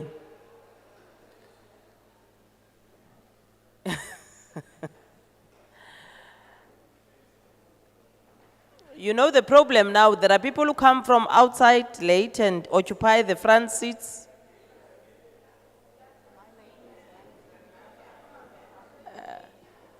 And there are people who've been there since we have started.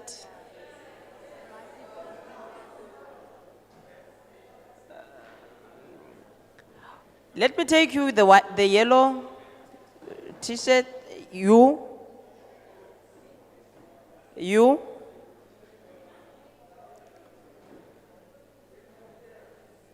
the green, the blue. Isigqoko sibomvu.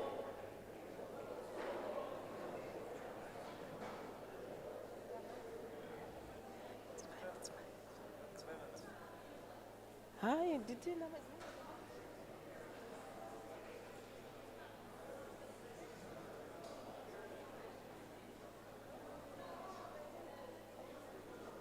How many chairs do we have? None. All right. Can we? Did I know?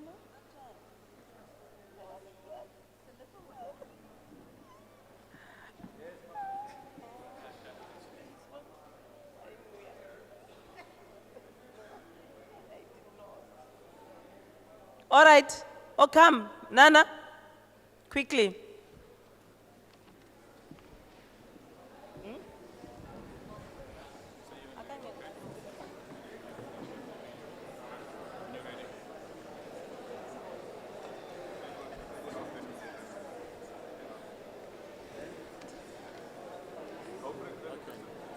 Good afternoon. My name is Christian Pretorius, and I reject the Bella Bill, Section 37, because I feel that it is too controlling. I am a homeschooled child myself, and I've heard from many kids that my age that school is terrible. I am standing against this because I love homeschooling, because it makes you feel as though school is not a chore. I did not do well in school at all, but I've prospered at home, where I'm much more comfortable, and I've learned to be far more confident in myself than I was or ever will be at school. Order. Also, I don't support this bill because I have my own free will and I can choose how I want to be educated.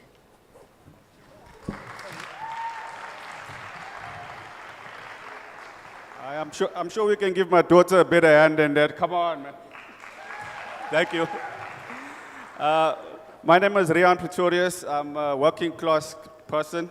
My wife has selflessly homeschooled our children for the last 5 to 6 years. I reject the bill in its current form. There's various reasons for that. I'm not going to go into all of it. But what I can say is that, you know, watching my children, how they've developed over the past 5 years as a result of being schooled by their mother, I can't even start to explain the character growth that I've seen in them. my daughter who has just spoken was so shy when she was younger and when she was in school as a result of what goes on in the school. You know, some children can't handle schooling the way it currently is. And if she used to be so shy that she used to actually cry when she had to actually speak in public or speak to anybody. But in any case, I digress. One of the reasons why I've decided to reject the bill in its current form is that I feel like the regulation of homeschooling cannot be explained to us currently at the moment now. And I feel that there has to be a little bit more explanation as to how this homeschooling is going to be regulated. And the fact also that we have to be responsible to the department is not clear to us currently in what way. My son, I've seen success in the homeschooling of my children. My son is currently studying at DUT, so it shows that we're doing something correctly. They're following a correct curriculum that's recognized in the country. So it's not something that we're just doing willy-nilly. We take it very seriously. I believe that all the parents who are homeschooling takes homeschooling very seriously. We are interested in our child. It's not just a matter that we want to pull them out of school because it suits us. The reason why we did it as a family is because I work away. I work in various parts of the country and sometimes out of the country, and I can't avoid it because for what I do, there's not a lot of work in where I live. So I've tried to keep, as a father of a family, to keep our family together. I feel that us being together is very valuable. And as I said, my wife has selflessly given up her career to look after our 3 children and to homeschool our 3 children. And I personally feel a world of debt to her for having done that. I also want to wish all the mothers who had to come out here on Mother's Day a happy Mother's Day. We appreciate you guys. Thank you very much.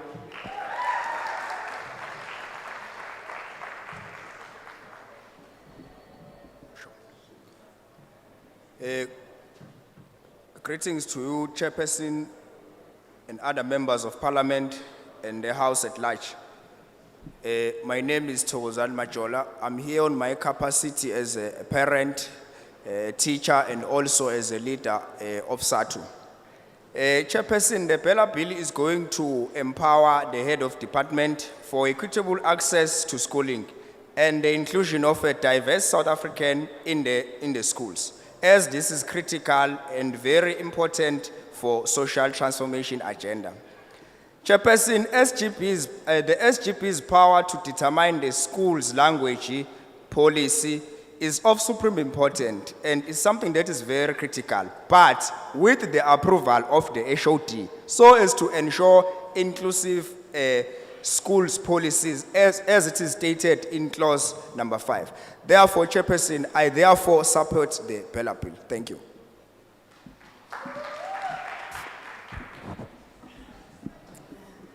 Greetings, Chairperson and dear members. I am here to fully support the bill. Thank you.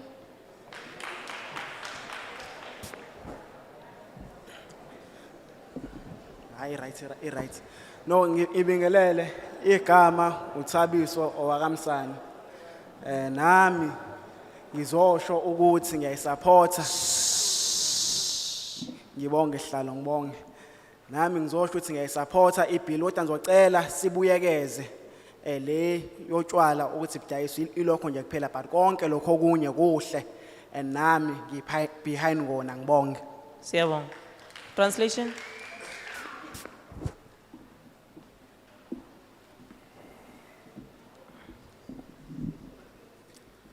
My name is Tabiso Msomi. I want to say that I support the bill, but there is one issue that I want us to review, the alcohol issue. If that issue can be addressed, then we'll be happy. Thank you. Next.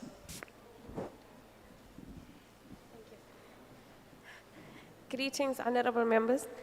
I'm here, my name is Khadija Hussain, and I'm here in the capacity of being a parent. I strongly reject the bill in its current form because addressing all the mothers and parents in the hall right now, can you trust somebody else to know what's better for your child than yourself?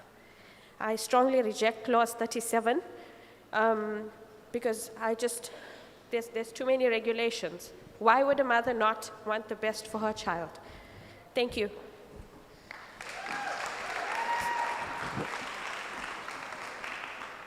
Greetings, Chairperson, members of the Parliament, and my beautiful, Honorable Marie Sukkers.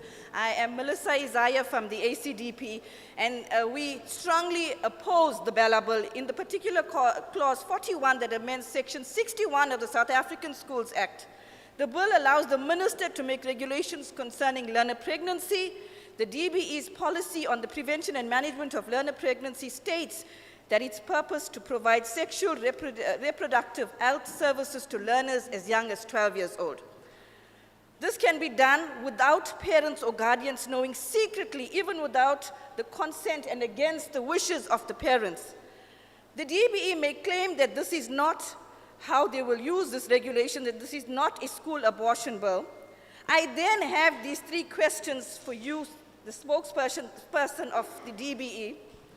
Question one is, does the policy of the prevention and management of learner pregnancy in schools not state on page 18, the objectives are to provide SRH services, including access to the effective contraceptive technologies in association with social sector partners to enable learners to make informed choices, avoid unintended pregnancies, or as necessary obtain abortions? I want to stress that this does not say information, which would be bad enough. It says services. The DBE is providing services.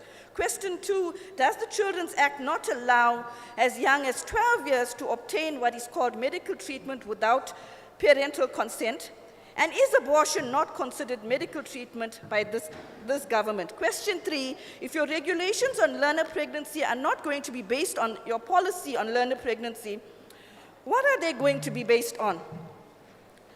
Therefore, we say stop the school abortion bill. We also oppose clause 37 that amends section 51. This is on the section of homeschooling, particularly the comprehensive sexuality education. We, the ACDP, oppose the Bella bill in its entirety.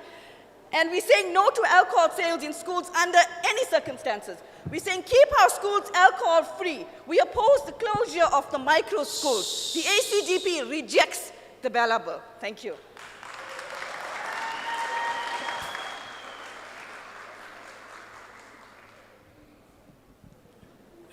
Greetings, Chairperson. My name is Begizenzo Mtia.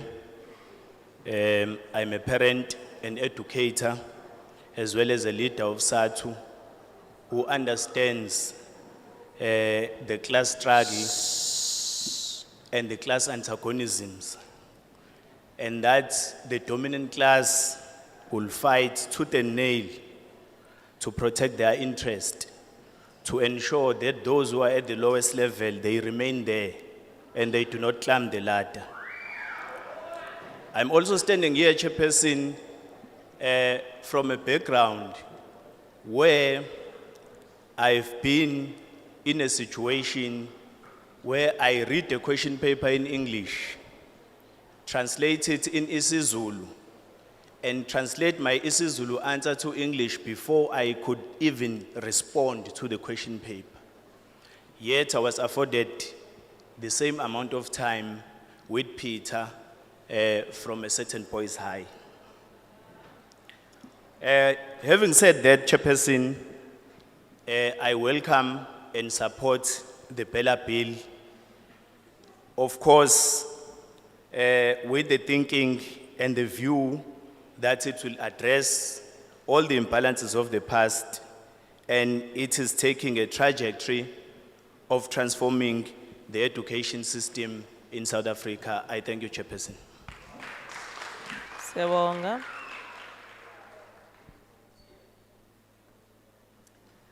Greetings, Chairperson and the panel. My name is Pindile Mnabe. I'm an educator and also a leader of a National Teachers Union. I support the bill in entirety. The first point will be that of compulsory schooling, which is also beneficial to qualified educators which find themselves earning the stipend because grade R is funded separately from the education system. So it means these educators are going to get what they deserve because of their qualifications. Secondly, the eradication of the imposed language policy, by those who are trying by all means to block our learners from entering into their schools. We have got, history tells us that if these learners are forced to study in English, take English at a home language or Afrikaans at a home language, yet their mother tongue is not English or Afrikaans, when you look at their grades in grade 12, they do not pass well as those who do their mother tongue at a home language level. So we support the bill such that the governing bodies must apply and then the minister must approve the language policy of the school. We also support the issue of homeschooling, that it should be regulated. Sitting down here, I'm also tempted to educate my children at school. But as a country, we need to have a curriculum that is going to be followed. We also need the internal assessors because there is no education that does not meet any regulated standards.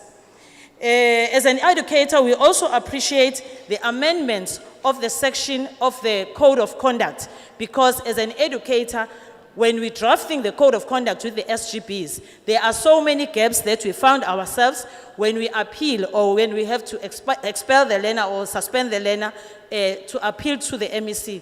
So there are a lot of amendments that would benefit us as we are the people who are actually working in the education sector. I thank you, Chairperson.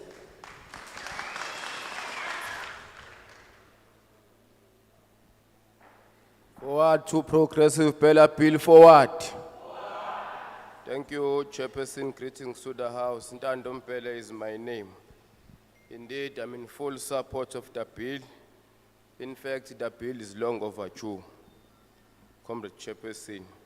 But I'm in support with one recommendation focusing in clause 2.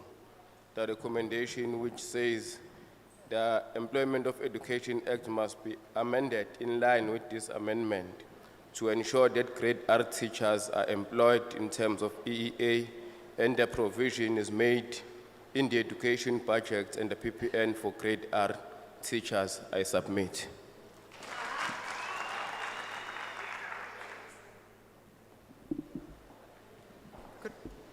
Good afternoon, Honourable Chair, members and parents. My name is Tammy Boeta. What is going on with the mic now?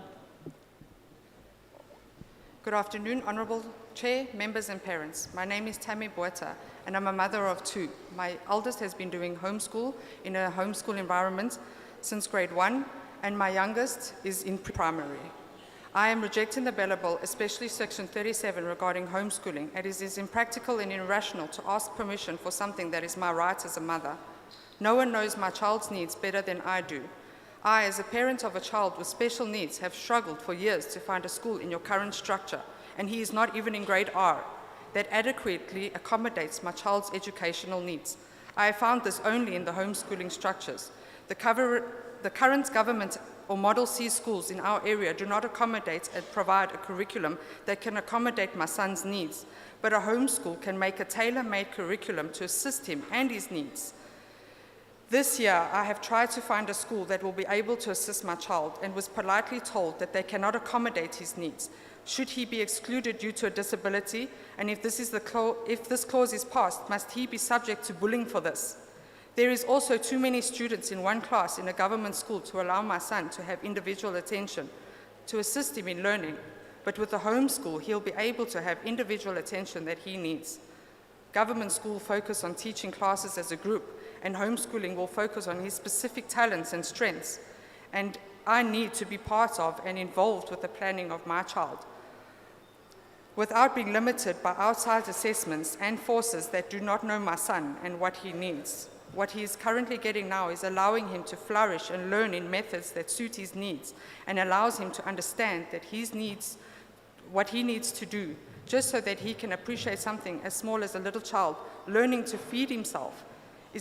This is what my son has learned in 2 months of getting this attention and care from a homeschool. I have a constitutional right to choose my son's curriculum that should not be prescribed to me directly or by assessments. My aim is for my son to be a fully functional member of society, that he is an asset to our community and not a liability. Thank you.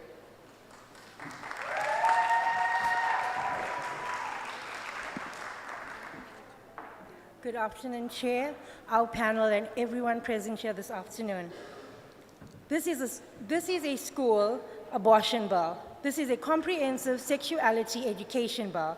This is a bill that can open a door to force kids, girls, and to share toilets with boys. This is a bill that could have the DBE teaching children that human were not created as male and female. Many educators are against this and will fight this. But if this bill is passed, they will not have a choice. They will want to avoid jail time. Already, if they want to, they will have to try to keep their jobs and teach whatever they're told, and whatever they are told by the DBE. They have to teach what's not their beliefs, but what they are told by the DBE. Now the minister wants the power to make regulations that punishes teachers, parents, and the SBM members who don't implement the regulations, and they will be fined with sentences up to 6 months. These regulations could force teachers to refer to learners as young as 12 for abortions and all forms of contraceptives and compel them to keep the secret from their parents. The second part of the clause 41 will give the minister power to punish those who refuse to follow her regulations and fine them to jail. DBE will say this is not the minister's intention. We say, what about the next minister? What if the minister changes her mind? Then will the minister's power be taken away? It will not. The road to hell is paved by good intentions. We say if this is not the abortion bill, if this is not a CSE bill, if this is not a gender identity bill, then put what you want and make it a law into a bill. Don't keep secrets in regulations. Don't hide the truth. Show us in Parliament what we are voting for and what we will be voting for in 2024. We say no Bella bill, the ACDC and myself, no hidden regulation, jail time for believers. We say transparency all the way.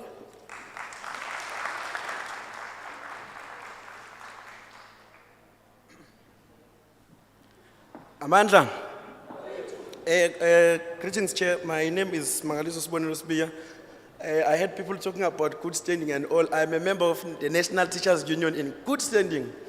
I am also a member of the Economic Freedom Fighters in good standing. But what's mostly important is that I am a South African in good standing. What makes me emphasize this thing of good standing is the fact that some South Africans have other options besides South Africa. And my only home is South Africa. I've got no allegiance to any other nation besides South Africa, which is why I'm in full support of this bill, because one other thing that I assume it wants to create is to standardize and uniformize the system in South Africa, which will assist our nation to be a true nation whereby our state, the government, is able to regulate most of the things that are happening in our society. And when it comes to the education, it is important that the government has an upper hand, because the duty of the government is to standardize things, to make uniform things, so that a nation will be built in a common way, in a way that as we proceed to grow the nation, there are no people who are half South Africans and some are more South African than others, or South Africans who are taught some education systems that are more loyal to other nations except South Africa. So based on that, I support that. But most of all, why I support the bill is that it will help deal with the issue of racism.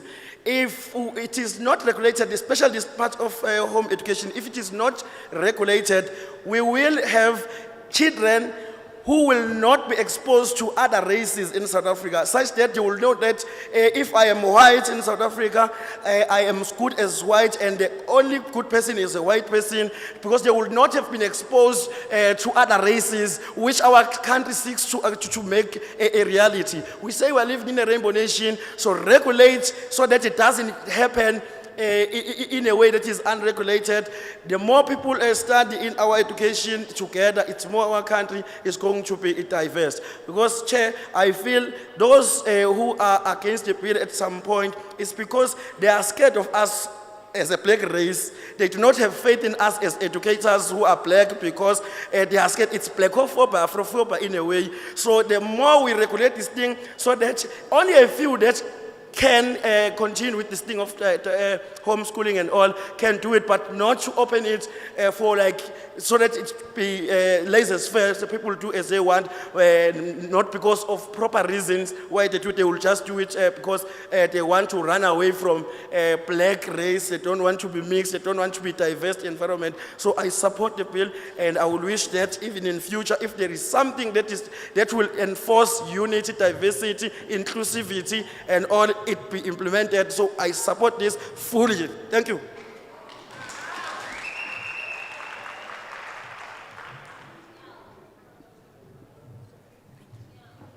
Greetings, Chairperson. This is Sizakele Madlala. I stand here as a parent and an educator, and I'm also the leader of the largest teacher union, SATU. I've read the Bella Bill, and I'm delighted to announce that I'm in full support. I don't hesitate. In fact, I've noted that what has been included in this bill is the transformation, and it is long overdue. Thank you.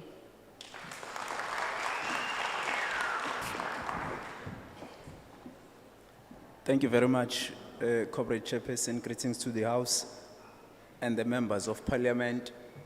Chairperson, I won't be long. Having read and understood the content of this document, supported by the submission that was earlier made by Comrade Mr. J. Ndlebe, and the annexure attached to this document, written in English and also in isiZulu, it allows me to say, noting the content, length and breadth of this document, and believing that that which we've attained in 1994, which is the democracy of this country, was not an event, but a process matter which needed to be pursued over time. So this document indeed responds to that, and it is in full support of the democracy that we fought for.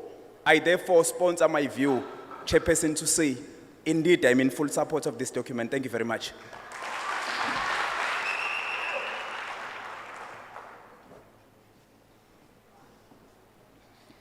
Honourable Chair, honourable members, my name is Sarah Lariva, and I'm a homeschool mom and a full-time educator. I have successfully homeschooled 5 of my 8 children throughout their schooling career and into university or college. I have 3 remaining children completing grades 12, grade 9, and grade 1. I reject the Bella Bill, specifically clauses 37, 41, and 27. As a parent and educator, I am fully aware, as are most probably most or all of you sitting here, that each and every one of our children are unique individuals with strengths and weaknesses that make up who they are. Each child within our beautiful country has their own set of difficulties to fight, from poverty and inequality to learning issues such as ADHD or autism and others, extreme anxiety and PTSD from trauma, and health problems beginning at birth or due to accidents. In the last 30 years as a homeschool educator, I have helped children from the local township, from single mothers who could not afford their school uniforms or their stationery, children who tried to commit suicide after bullying or abuse incidences at school and who refused to attend a large school, children with autism who could not fit into a regular school and there was not a special needs school available, and a child who was in a car accident who suffered severe neurological damage and could not return to his school, yet was homeschooled with me, got his matric, and has gone on to study medicine. There are many situations where homeschooling is the only practical solution for a child to succeed in and achieve the schooling they desire. Yet the Bella Bill, without consultation from all the stakeholders involved, without a clear framework for online schools, and without catering for micro schools within our communities, will see an end to that. Homeschooling our children is our right. Choosing the correct curriculum for our children is our right, and educating our children is our right. Please do not take that away from us and every parent in this beautiful country whose child does not fit into the current model of government or private schools. Also, honourable members, please include virtual hearings to accommodate all those who wish to speak but are either unable to attend or there is not a time frame for it. Thank you so much.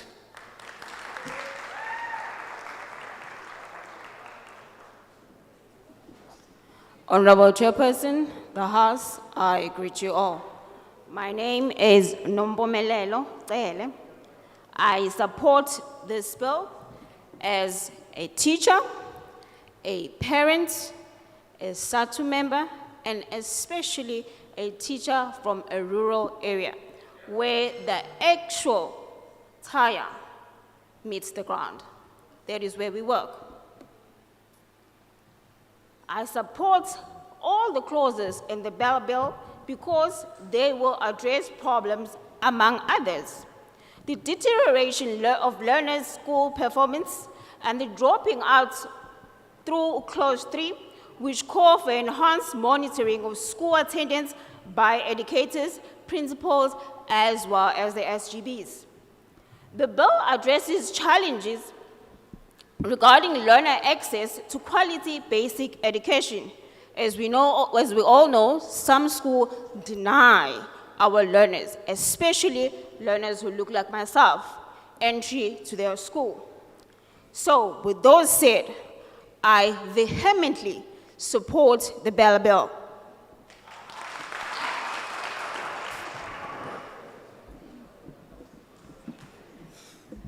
I think that's all enough. Yeah. Good afternoon, Honourable Chair and Honourable Members. My name is Beth Lariva, and I reject the bill. Before I get started on the particular reasons why, I would like to begin with telling you a little bit about myself and my educational background. I was homeschooled my whole life from grades R to grade 7, and in grade 8 I decided I wanted to change and I wanted to see what normal school was like. So I went to a local high school for 1 year in grade 8, and in high school I was severely bullied and put down by both students and teachers. This significantly affected my mental, physical, and psychological health to the point that I attempted suicide. After 1 year, I decided I didn't want to continue my schooling there and went back to being homeschooled by my mom. At this point, my mom, who is a qualified and incredible teacher, tutored me using the British Cambridge curriculum. 2 years later, when I was 16 years old, I wrote my A-level exams and got my matric. After that, I did a year of a teacher's degree with UNISA and went on to get my LLB through UNISA and Varsity College, which I achieved last year. To say that if it were not for homeschooling, I would not have gotten my matric is an understatement. If not for homeschooling, I don't know if I would have survived, let alone have gotten my LLB and be doing my articles as a candidate attorney. It is my opinion, which I will back up with law, that this Bella Bill should not be enacted and should be rewritten in its entirety to provide more options for homeschooling parents and children. The first reason is that it would go against the Universal Declaration of Human Rights, the Constitution, and the Children's Act. It will undermine the parental rights and responsibilities that parents have for their children, particularly Clause 37. Further, it would both indirectly and directly discriminate against people based on their education. It would take away the only option that so many students who have had bad experiences in regular schools have, leaving them without the opportunity to receive an education in a safe environment. Further still, many provisions of the Bella Bill go against the best interests of the child and could lead to children not being protected. Therefore, I would like to ask the legislature to rewrite the bill and provide more accommodation for homeschooling so that children can receive the same saving grace that I did. Thank you.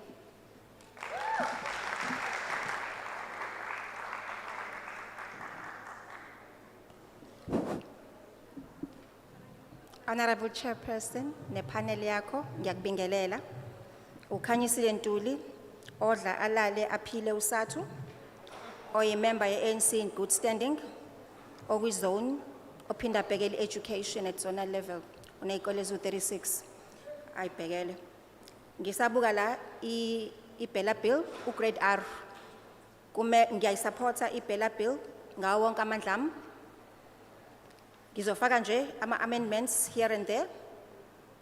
Ngiyacela ukuthi othisha baka-grade R uma kweqashwa, baqashwe under i-Education Labour Relations Council, ukuze bahole imali ephilayo. Ama-grade Rs abe properly registered iy'kole no-grade R, ukuze bathole i-funding ebafanele. Bakwazi ukurana iy'kole, ukuze kuvimbeke ukuthi iy'ngane zingahlali emakhaya, abazali bayiyise ngo-term 4, sebefuna ama-reports for term 1 we-registration. Ngiye laphaya kuma-documents, i-documentation yey'ngane uma izofuna isikole, ngiyayisupporta futhi leyo bill. However, ngiyafuna ukuthi ngithi kuyi-amenda kancane, lapha la ngizothi khona siyacela ukuthi kuqhubekeke ukuthi uhulumeni lezi ngane ezi-undocumented kusathiwa siyithathe, kodwa kube khona i-funding ukuthi siyayideclare bese ziba nemali yazo eseceleni ukuze zingadli imali yey'ngane ezi-properly registered. Ngidlule ngiye laphaya kwi-declaration yama-finances, cha phela asikwazi ukubuyela ku-pre-1994, asingabharakedi education, education is for all. Siye laphaya kwi-homeschooling, indaba ye-homeschooling inkinga ngoba it's beginning to divide our nation again. Ayike kulungileke, kodwa ke sithi ke ayibe properly regulated. If you're taking your child for homeschooling, your homeschooling must be properly registered, and probably you must be linked to a particular school. Abazo check out, are you following the proper curriculum that is earmarked by the Department of Education? Kodwa sibuye sikhumbule ukuthi le homeschooling kukhona ezoba disadvantage the poor, the ostracized, and those that are taking from nothing. Ngiphinde ngiye laphaya ku children with disabilities noma inga-addressiwe lana. Ngiyafuna ukukhuluma ngayo ngithi siyashota ikole. Siyacela ukuthi kwande ikole laphaya ku children with disabilities avoid parents asking for their children to be homeschooled when they have disabilities, when they can't cope with mainstream. And more teachers must be employed in that regard so that those children are also catered for. The issue of sisakhuluma nje noma ingekho la ingekho covered, the issue of teacher-pupil ratio has always been a silent issue, where teachers are sitting with 60 to 90 children per class, in particular Black African school in the township and in rural areas. We therefore request the extension of current schools, kwakhiwe more classes, the employment of more educators. Siyayibona futhi ukuthi uthisha uyayifundisa ingane eziwu-90 kodwa benefitayo uprincipal in that regard because move schedule from 10, 11, year 12, whereas uthisha obhekene ney'ngane eziwu-90 in one classroom is not catered for. So siyacela ukuthi if such things come into place, zibe catered for. I thank you.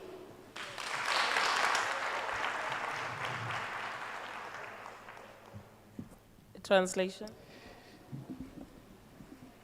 Great. Greetings to all members of the parliament, as well as the chairperson. My name is Khanyisile Ntuli. First of all, I would like to say I support the bill, but there are just few amendments that I think should be added on the bill. The first one is that the teachers, regarding grade R, I wish that the teachers, if they are hired for grade R, should be under Education Labor Relation Council. I think if they are hired there, they will be able to get enough payment, enough money for them, as well as this will benefit even the children at school because they will able to learn So that's the first amendments that I think should be added. And when it comes to the undocumented children, we mentioned that yes, it's fine. We accept that even those children can be accepted. But what we are requesting is that there should be enough fund so that we can able to work with those children if the government can put enough fund.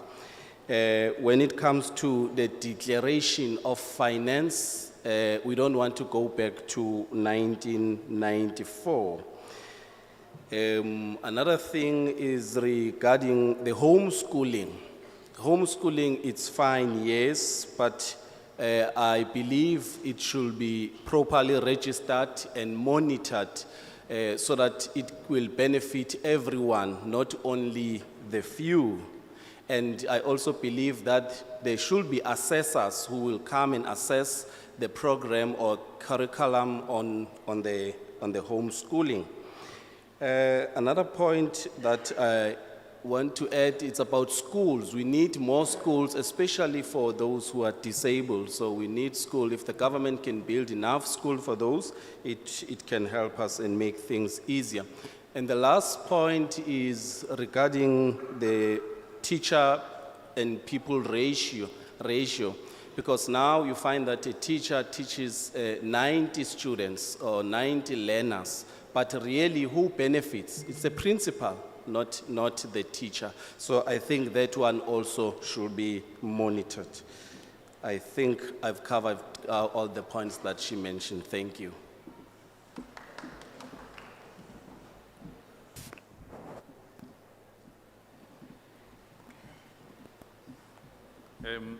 Good afternoon, honorable members. Good afternoon, Chair, and good afternoon to the progressive formations amongst us here. Chair, I would like to Your name? My name is Mbusiswa Ngobo. I would, in the interest of time, I don't know I would prefer not to mention the credentials, but to direct the comment towards the draft bill. Chair, insofar as Section 8 of the current Act and how the draft bill wishes to address that particular point, there is a provision there, it's 3A Roman figure 3, that mentions, it mentions trade, it mentions special arts and so on. Insofar as dealing with the issue of youth unemployment, the issue of the closure of schools in peri-urban and rural areas, to try and address this, Chair, I do not believe that simply leaving one identification or one description of talent as a means to have specialized schools will be sufficient. I believe that including the word trade as part of that definition in terms of Section 12 of the current bill would be sufficient, such that the reading of that section, if I may, with your permission, Chair, including this addition of this important word. In 3A, read together with 3B, 3C, 3D, that the governing body of a public school may, in writing, apply to the member of the Executive Council for the public school to be designated as a public school with a specialized focus on talent. So talent is there. The word that I'm rising to suggest that the drafting committee, together with the committees, also consider is trade. So it should read on talent or trade as contemplated in Section 3A, Roman figure 3. This is to make sure that even at school levels, we have specialized trade activities so that learners, even in grade 12, will be ready for employment. I thank you. Are you supporting or not supporting the bill? Chair, I'm in support with those amendments. All right. Thank you very much. I'm here. Sha, madoda. Hayi nifuna silale Pinetown phela manje.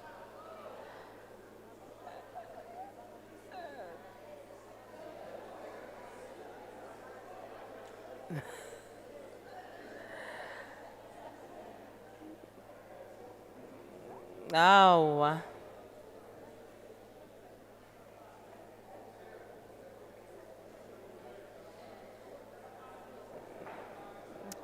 Ma, can you come here? Yourself? Yes. Yes. Yes. You go as I point you, you go to the chair. The lady with black, yes, I did point her.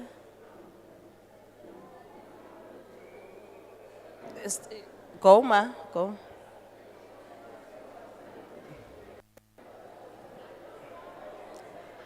Let me favor women. Let me be biased to this thing here. My own patriarch. Ma, with them. Not, yes, yes.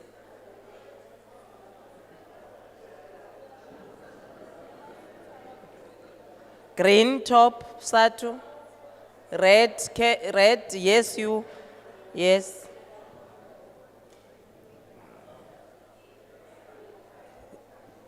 The bird, the big bird.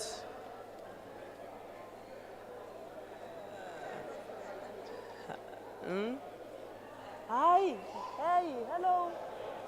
Hey, how are you? How are you? Are you working with us? How many chairs do we have? And then ndifuna uyivala manje. I'm tempted to uyivala.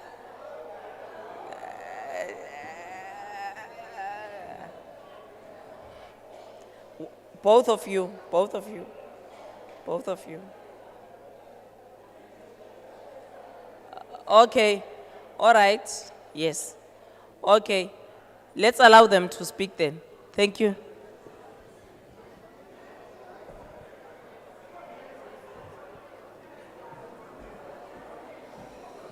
My name is Heather Leach. Good afternoon, everyone. My name is Heather Leach. I oppose the bill.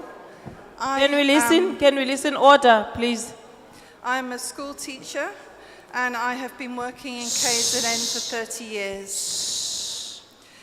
I oppose the whole bill because if the government focuses on only a few clauses in it, much will pass through unchanged and compromises will be made to try to pacify the people who object to it.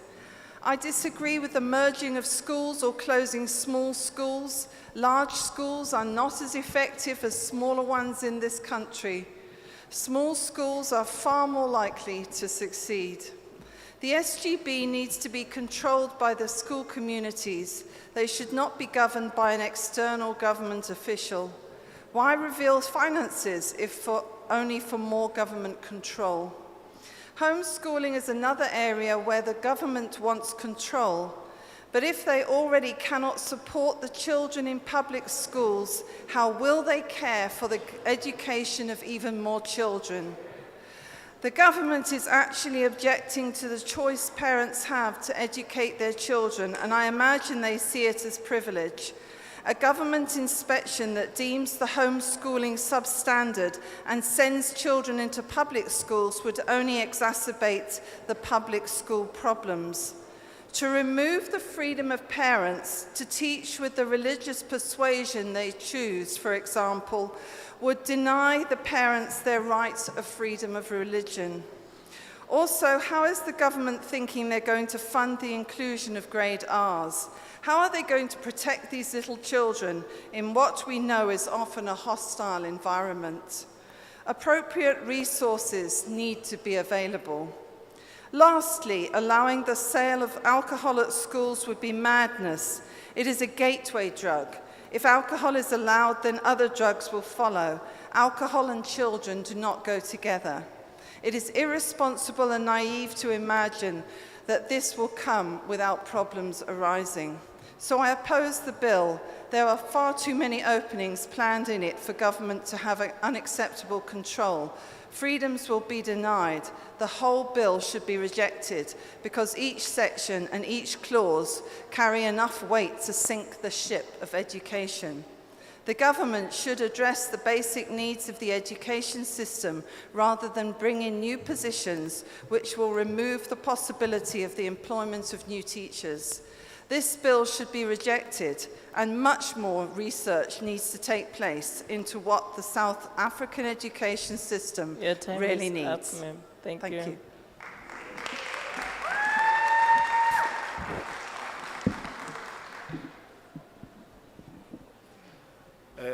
Thank you very much. Greetings to the House and to the members of Parliament. I'm not going to waste your time. My name is Jablan Nxumalo. I am a leader of SATU. I am also a school teacher. I am also a parent. I will pick one reservation on the bill, and after that I will state whether I support or I do not support. I will pick the issue of Clause 8 that speaks to the sale of alcohol on school premises. That is my reservation on that alcohol is one of the issues that destroys societies, especially young children and youth.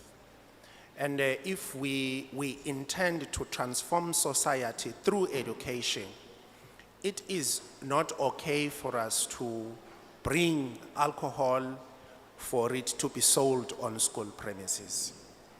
Except for that, and some have spoken on the issue of homeschooling, some have spoken on the issue of integration of grade R, the very basic level of education into the system to be the part of basic system. They have already spoken to that. With that, exception of the sale of alcohol on the school premises, I fully support the bill as it has been presented. Thank you.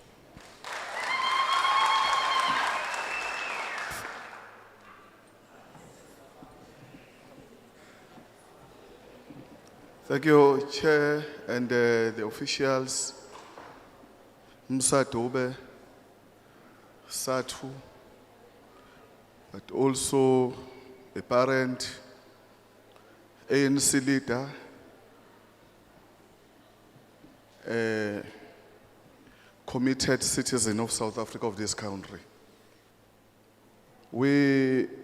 I'm rising, Chair, to one note, Clause 8, which is speaking to the provision of liquor to schools, which I reject and object. But also, second, that all grade R's be then integrated within the system. In fact, it has been a fight of SATU that becomes a reality. So, in summary, Bella Bill is supported. Thank you.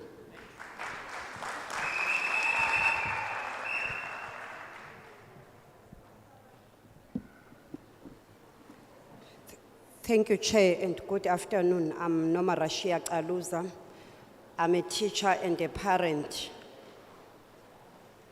I'm also a member of the union SATU that is committed in the transformation of education and development of the education system that is fully accessible, equal and qualitative, most importantly, free of apartheid legacy.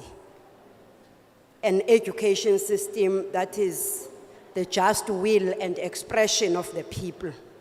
We appreciate this platform and I fully support the bill. Just two things for you to consider. One, it is on section or clause 8 on the sale of alcohol on school premises. I do want to recommend that there should be, our view is that there should be complete prohibition of any dangerous objects and alcoholic drinks, including illegal drugs in school premises. We say this informed by violence that we've been witnessing as teachers. But an exception should only be made in case alcohol is to be used as part of the lesson for the day, but it can't be made available for sale in schools. Last one, Chair, is on admissions.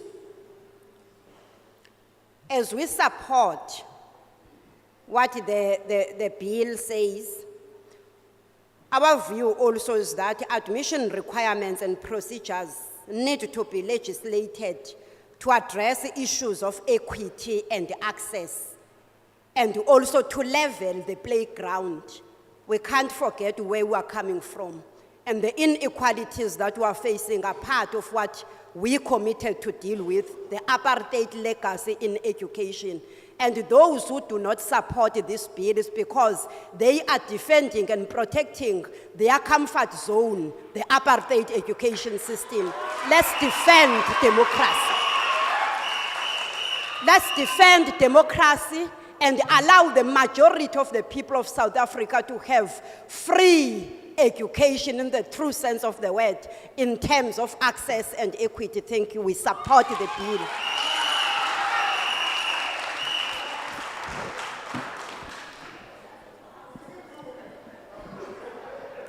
Thank you, Chair. Order, order, order. Thank you, Chair. Greetings to yourself and your team. I am Pumlan Duma, the parent, the teacher, the member of SATUK and COSATU, also a citizen of this country.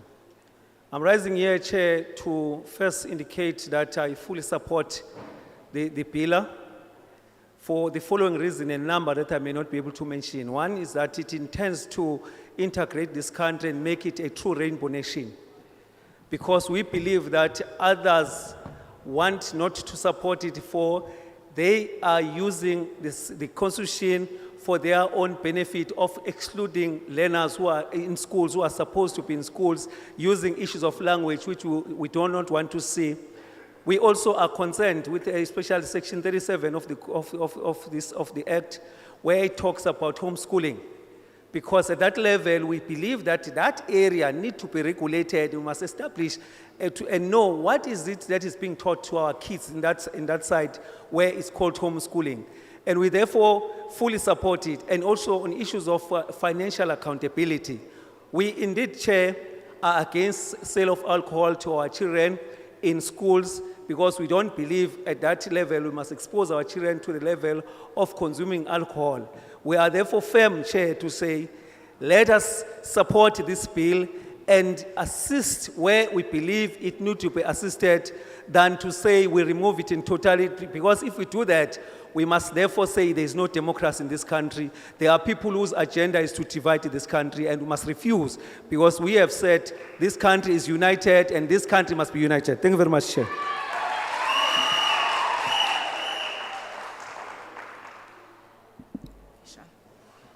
Chairperson of the session, my name is Tembile Ngema, a teacher, a parent, and a member of SATU.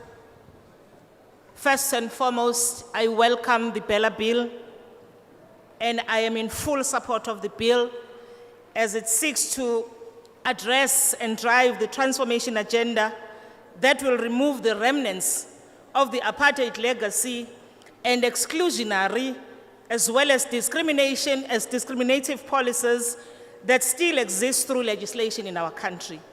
I want to single out in particular the appreciation of the amendment of Section 3 of SASSA, as it gives guidance in that the school attendance should be now from grade R.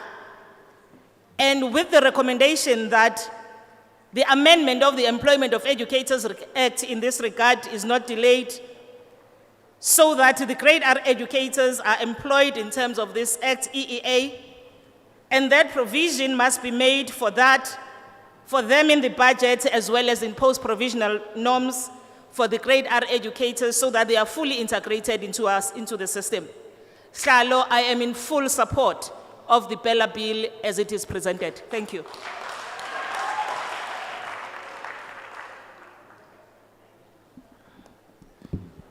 Good afternoon to the session.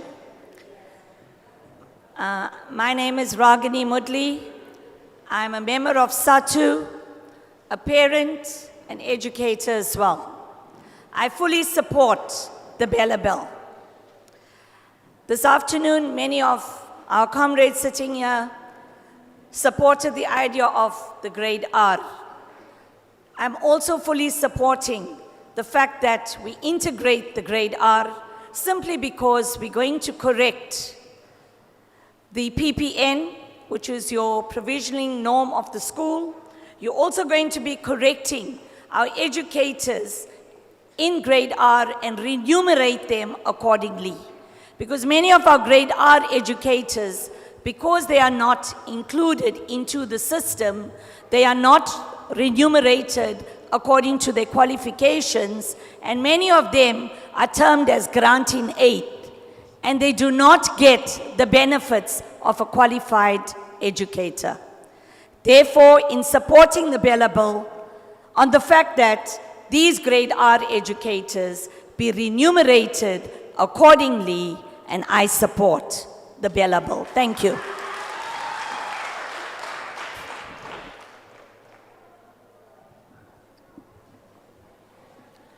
Good afternoon, everyone. My name is Jabu Sibeko.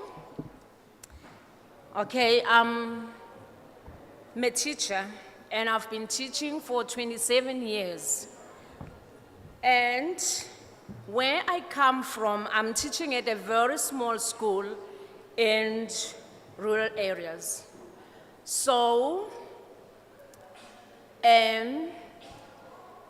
for me, because I grew up in Soweto, and I know what is apartheid. But since I've started teaching in that rural area school, and we've got blacks, whites, Indian, and so on. So since 1995, when I started teaching, I never experienced any apartheid amongst the teachers, amongst the learners. So for me, this afternoon, I want to say I am fully opposition of this Bella Bill. First of all, when they say they want to close the small schools or merge these schools, if you can be honest and compare the results from the small schools and from the big schools, the small schools are doing well. They are doing excellent. Why? Because we focus, or we've got enough time to focus on individual learners. While the big school, I grew up in Soweto, and I was also attending from the big school where the number of learners were more than 50 in one class. We never got the attention where we give children in the small schools. So instead of maybe the government closing the small schools or merging, they should try to build more schools for the bigger schools and split those learners in big classes and make more schools so that they can get better education. Schools are struggling with infrastructure, and it's been a long time. It's not something new. But the government failed to provide the infrastructure. We've been hearing many children, they are dying because of the pit toilet. What does the government do? Nothing. But now they're coming to bring something new instead of helping and developing more infrastructure for those schools. And the selling of alcohol, that's worse. What are the government trying to do now? If we try to raise funds at our school by selling alcohols, yes, they say they will be selling to the parents who are coming for the long day some school event. But what will happen? The parents will buy alcohol and the parents will get drunk. Maybe they have to come to watch soccer, their children are playing soccer, or it's athletics. Then they won't do what they're supposed to come and do because now they'll be busy drinking alcohol. And what will happen at the end? They will drive their car back home with the children and they drunk. And they will cause more accidents. And we're increasing now the high rates of accident in our country. And the children will be maybe left behind as an orphans. Who will look after them? The government won't even assist those children. But now we want to bring alcohol. We're trying to fight drugs and alcohol at our school from our learners. But now we're creating more opportunity for them to bring. If their parents know that they'll be selling alcohol at school, they will bring their own alcohol. Your time is up.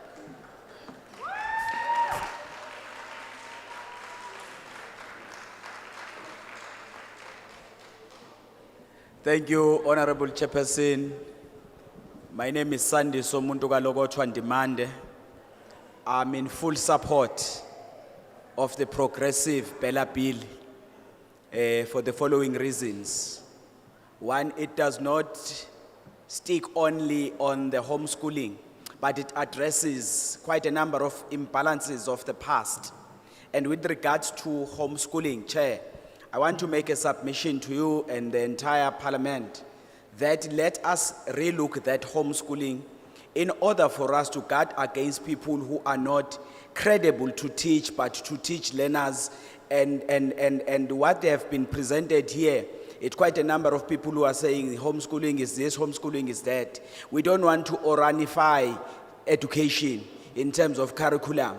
We want a curriculum system that is clear, and that is covering every human being and every learner in the school. So I want to make that submission that the people who are teaching learners in their respective homes must have at least some background of teaching, because it will be problematic to have a person who would want to call him or herself a homeschooler, but who does not know how to teach, doesn't possess skills that are solely for teaching. We are in support of this bill, and we are so eager and waiting for it to be passed. Thank you,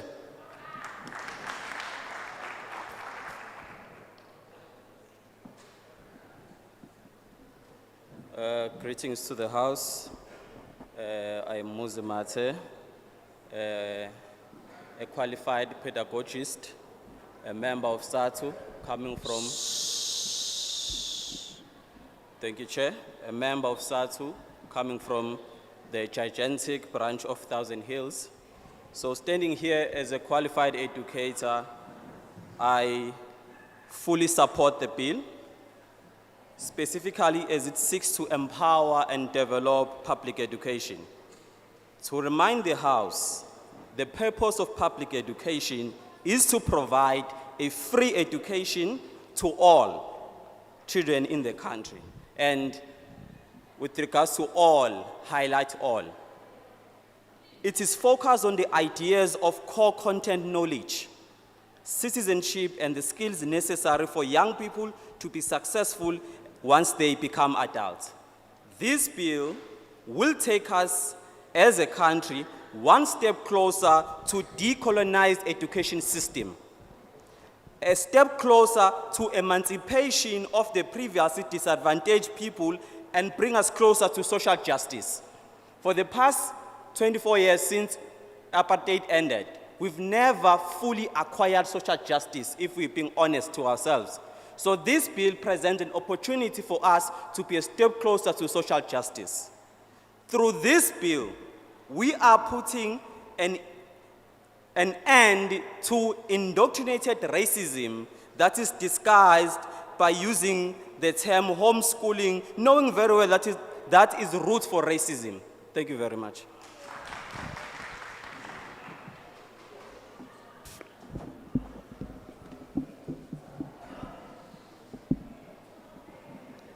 Good afternoon. I am Linda Scholz. Thank you very much for the opportunity to address the House on behalf of the South African Teachers Union, SAOU. The SAOU reaffirms our commitment to the advancement of quality public education, and we fully support no unfair discrimination on the basis of gender, race, or any arbitrary grounds. Based on the proposed Bela amendments, there will be only one dominant player, the state, and therefore we thank you for the opportunity to address our objections and proposed amendments to the bill. Firstly, on admission policy. With the new bill, the HOD will have the final authority, and this is unacceptable and unconstitutional. And I'd like to refer you to the case of 2013, the MEC for Education of Gauteng versus the governing body of the Rivonia Primary School. Secondly, on language policy, Section 6. Here, the HOD may approve language or amend and return to the SGB with such a recommendation. The HOD may direct a public school to adopt more than one language of instruction. In other words, the right to veto.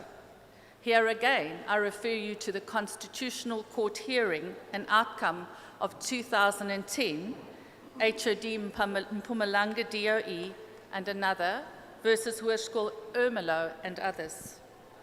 The SAOU's formal proposal is to retain Section 6 with regards to language policy in public schools, as it has passed constitutional scrutiny.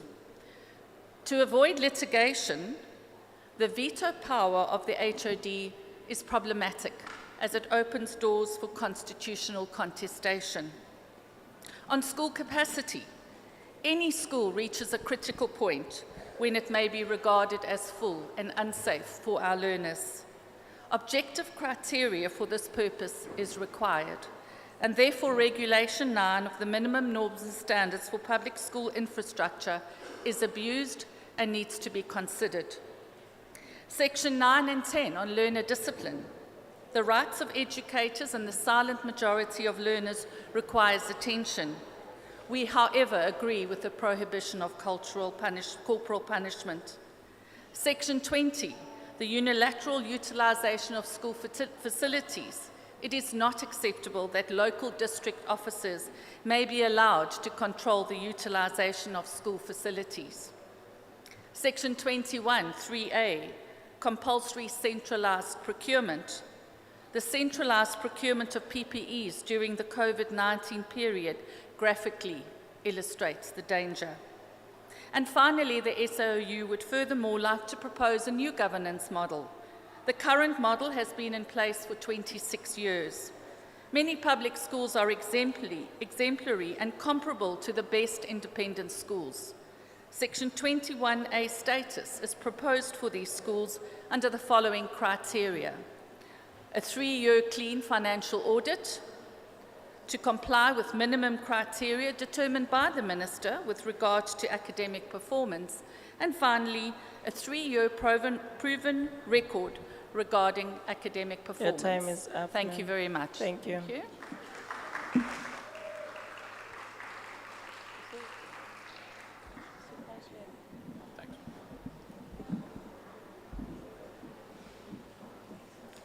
Thank you, Chair. My name is Jeremy Smith. I am a husband, a father, and a grandfather. I'm the minister of the Pinetown Presbyterian Church. I'd like to say to the panel, I'm opposed to the bill. God loves Africa and all her children. And God has given responsibility for the education of the child to the parents of the child. And so the teachers have that authority given by the parent, not the state. I speak also for children in the womb, because my Savior, Jesus Christ, his personhood was acknowledged whilst he was still in the womb of Mary. And so I speak for the unborn as well. Abortion provision and contraceptives without parental consent is a violation and an undermining of the parent-child relationship. This teaches and institutionalizes children in the disloyalty and secrecy to their own parents. There's also vague wording in the bill, which must be corrected, where it says the minister may make regulations. we have all recently had regulations imposed upon us without our consent. So giving that authority is too much authority for the minister. It's a blank check. This bill institutionalizes compulsory sexuality education with jail terms if we don't bring it. That is a tacit admission that CSE is imposed upon people. The bill unnecessarily loads homeschoolers with onerous controls and restrictions. Yet already most tertiary institutions, they have entrance testing, and that indicates that the checks and balances are already in place to evaluate everyone's education. And lastly, perhaps controversial, that the bill is un-African. It is imported. Ideologies like CSE have been imported from the colonial powers. So I appreciate what has been said this afternoon, but it is actually the colonial power that is bringing CSE, and now it's being imposed through this bill. So I put it to you that it undermines the honor in Africa of the father, the mother, the elder, and the relationship with the children. So this imposition of foreign ideologies should be rejected as well. And so for all of these reasons, I'm compelled to stand against the bill. Thank you.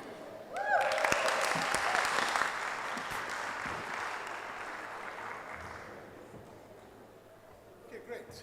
Thank you very much. Chairperson, hello. Members of Parliament, Sanbonani, hi. And fellow South Africans, hello.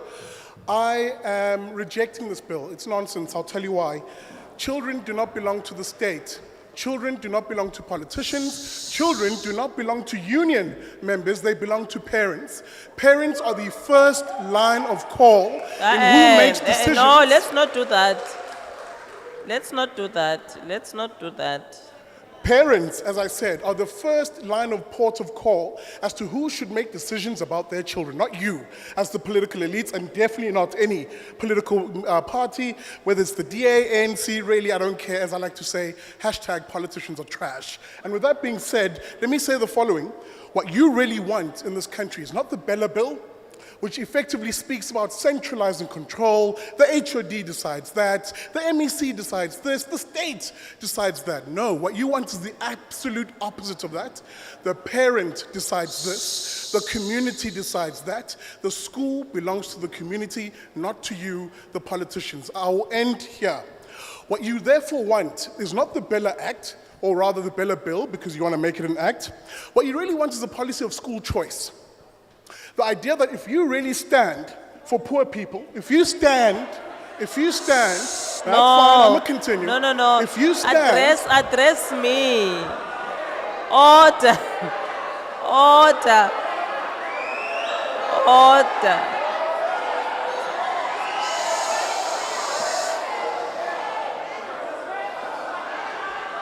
Order. Order. Amaqabane asiyibambe. High levels of morals and discipline are very important. Very important. Patience to you as the speaker as well. Don't Agree. address the masses. Agreed, Chair. Agreed. Speak to me. And let me have a chat with you then, Chair, because if you're serious about education being something that rewards and uplifts the poor and the working classes, I've heard a lot of people speak about here, then you should be one of the loudest voices advocating for a policy of school choice. The idea that the resources and power of the Department of Education are broken down by way of an education voucher and given to the parent, for the parent to decide what kind of education their child gets, whether that's homeschooling or public education or private education. This Department of Education spends on average between 16 and 22,000 Rand per child per year. The question is a child in Ngwavuma or a shack in Cape Town on a sand dune getting 22,000 Rands worth of education? They simply aren't. So what I'm advocating for is school choice, education vouchers where poor parents get to choose. Thank you. Time is up.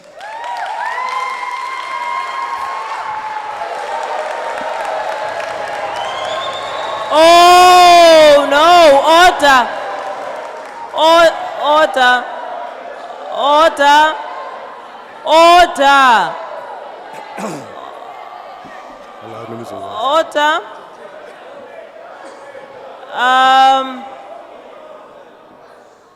No, but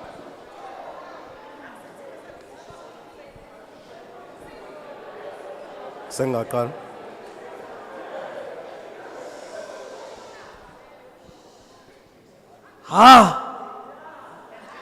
siyithweri lento, hayi man. Siyibambile lento. Moya fats, moya fats. Next. Ngicela ukubingelela amalunga ethu eParliament na wonke umuntu okhona. Okhulumayo umfaniseni waNgcobo umzali. Umuntu ke before ahambisane nokuthi uyayamkela yini ibhili ufisa ukubeka nje okumbalo. Okokuqala ake ngisho ukuthi ubandlululo lisilimazile thina adla impisholo. Ngiyacabanga ukuthi okunye kwezithelo kwenzeka phambi kwami sekungikhiphe ishemzweni ukuthi yini engase ngisho kodwa ngicela ukuqhubeka. Njengomzali nginenkolelo ukuthi izikole kubanjiswene umzali ingane uthisha. Uma abazali bengakwazi ukontrol izikole bebodwa okushuthi ngesikwazi ukuya phambili. Mhlambe ngifuna ukuya kule yophuzo ekhulunywa ngayo cha. Mina nje nami angihambisani nophuzo ungaba khona ezikoleni. Ngoba izingane zethu ayisafani nathi, asisashawa. So if ungakhona ke okuthiwa kuyadayiswa ezikoleni okutshwala okushuthi lezo ingane ngezizwe kakhulu ngoba kuyimanje asibezwa othisha. Ake ngisho ukuthi ukuphepha kothisha kulele kakhulukazi kumthetho esiubekayo. Before siye phambili bengicela ukuthi ke siucubungule umthetho njengoba siubeka nje. Bese sibheka ukuthi kambe labantu okuyibona abakhipha lama profession amaningi kangaka kungakube mhlambe uhulumeni ubaholela ngendlela okuyiyona yini uzongixolela mawuthi ngiyaphuma ngoba ngicathi othisha ukuba khona kwabo wonke ama profession akhona aqhamuka ngabo othisha ngakube mhlambe uhulumeni ukubhekile yini ukuthi abaholele enough ukuze bakwazi ukwenza umsebenzi kuba ibona abantu abenza impilo yethi ibe nomehliko eSouth Africa okokuqala lokho. Okwesibili ngifisa ukucheck ukuthi umthetho khona bakubukile yini uqeqesho olunzulu lama SGB ngoba uqeqesho oluthola kuma SGB luncane kakhulu futhi lisuelithinta ama office bearer kakhulukazi lisuelithinta usihlalo noma utreasure futhi nakhona kube uqeqesho olunganele olugcina sekwenzeka amaphutha ezikoleni. Okwesithathu mhlambe bakubukile yini kulolu hlelo abathi kunezikole abacabanga uyivala ukuthi mabevala izikole abantu abanenkinga kakhulu thina abantu abamnyama esamba indawo ezinde uma beyivala lezo izikole ngabe iluphi uhlelo abalibukile. Mina njenganami nje cha ngihambisana nokuthi izikole ayivale kepha kodwa akwakhiwe indlela ukuthi lezo izikole kufinyelela kanjani ukuthi izingane ezifunda khona zibe sesimeni sokuthi zingakwazi ukuthi zifunde ngoba ungubhekisisa nako lokufunda kwe-overcrowding kwethu kuyasilimaza ngoba amaklasini ethu othisha bafundisa izingane ezo 50 something. Uma uthi uyabheka kwabanye bakwezinye indawo abakama ngenye indlela uthola ukuthi izingane abayifundisayo zincane kakhulu mhlambe zo30 klasini ogcina ukuthi othisha bethu benginkinga. Ngizocela ukuthi ngime lapho kuningi bengingakusho kodwa ke usengiphazamisile ngaphambili. Ngiyabonga. Uyayisupporta or uyisupport ipin? Asikuzwana. Awunkosazana ngiyaxolisa kahle kahle ngisupporta ngokugcwele nje uma solungisa lokho.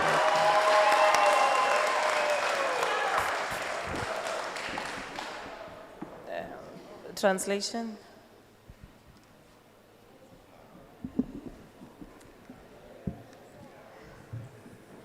Greetings to the members of the parliament and everyone in the house. My name is Mbonseni Ngcobo. Before I show that I accept or not the bill, there are things that I want to mention first. The first thing is that apartheid has caused a lot of problems here in South Africa. So that is one of the problems that we have seen in our country. Another thing that I want to mention is that parents should be allowed to be involved with their children. The third most important thing that I want to mention has to do with the sale of alcohol at schools. I believe that is very wrong because it will allow the children to indulge in alcohol. We are trying to control our kids. They are not obedient, and this is going to cause a lot of problems. One other issue that I'm concerned about is the safety of the teachers at school. I'm wondering if there is a law that is put in place that will help to regulate or make sure that the teachers are safe at the schools. Another point that I want to mention has to do with the teachers, the remuneration of teachers, if they are getting enough payment. I want to mention the matter or the issue of the SGP. If the SGPs are getting enough training to do their job properly so that they can handle their assignment at the schools. Another concern that I have is the issue about the closure of the schools. Where I come from, in the black community, the schools, they are at full capacity. Sometimes the teachers, there are few teachers, but there are many, many, many learners. So when it comes to the closure of the schools, I do not support that. There is a lot of overcrowding at these schools. All being said, I want to say that I support the bill. Thank you.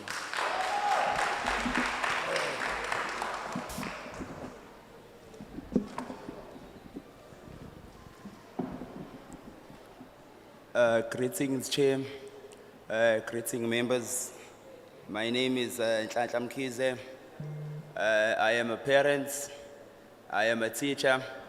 But mostly, I am a member of the best union, the only union. When I say SATU, SATU, SATU, SATU, Viva, SATU, Viva. Okay, before I go any further, let me just clear the podium, right? I fully support the bill. Simply because this bill caters for all South Africans. Since we are a diverse country, it does not exclude anyone. The issue with homeschooling, it is a problem because, honestly speaking, the curriculum is not well monitored when it comes to homeschooling. And I feel homeschooling is a one-way stream which caters for a few individuals in South Africa. Yet, at the same time, we call ourselves a rainbow nation. So, without wasting any time, I fully support the bill. And thank you.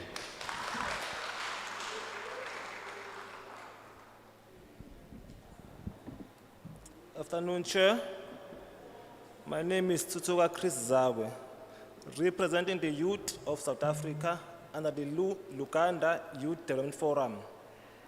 It is a youth-led and youth empowerment and development community-based organization. We believe in free and fair equal education, but we believe in freedom over and above all other rights. It is indeed a very long walk to freedom. With this bill, we are walking backwards. 5 steps forward and 10 steps back. I would like to draw the House to the Constitution of South Africa, Chapter 2, the Bill of Rights. Section 29, 1A. Everyone has the right to a basic education. Everyone has the right to freedom of expression. So as the youth, today we are rejecting the bill. The school premises is a sacred ground. We oppose the introduction of alcohol in schools. We support the financial accountability of the SGBs on homeschooling and, on homeschooling and its regulation. We believe that further education and implementation, let me just speak from the heart. We believe that the regulation of homeschooling, as one gentleman has expressed, is un-African. This centralization of the government trying to control every part of our lives is objected by us, the youth of South Africa. We, as a youth-led organization that's representing kids in schools, the alcohol being introduced for parents to drink after will boil down to the children believing that alcohol is a good thing. I, for one,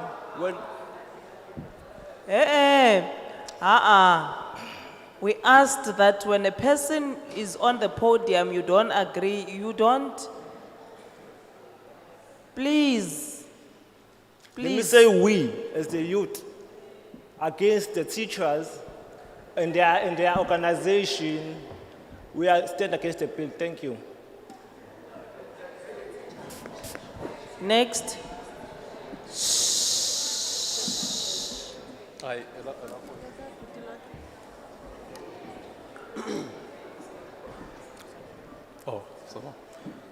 Good evening, Chair. My name is Ahandan Tlego. I am a public servant by profession, and I'm also a proud citizen of this republic. I'm here today to be in support of the Bella Bill. I do believe the bill is here to continue promoting equality, fairness, and social justice in our society, and more especially in our education system. As we all know, our country has been labeled by high inequality rates in many different aspects, including education as one of them. With this reality in picture, I do believe that the bill is here to bridge these gaps and to ensure a fair and equal right to all South Africans, especially in our education and learning sector. Thank you.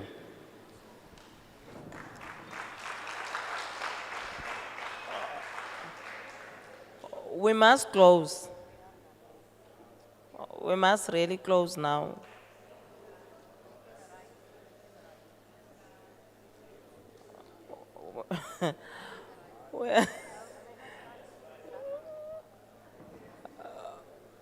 Remember, no, I say Valen. Let's close. Let's close. Let's close. If you, there are still forms. Let's get forms. Rather, if we did not speak, I say Valen. Let's close. The hall was very full. The public hearing was very attended. If we take more hands now, if we really take more hands now, we will be messing it.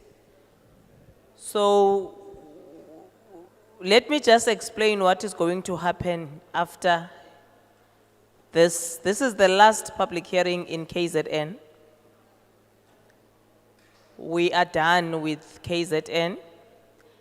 And there were people who have said that they want us to consider doing more public hearings. We are doing 3 public hearings in one province.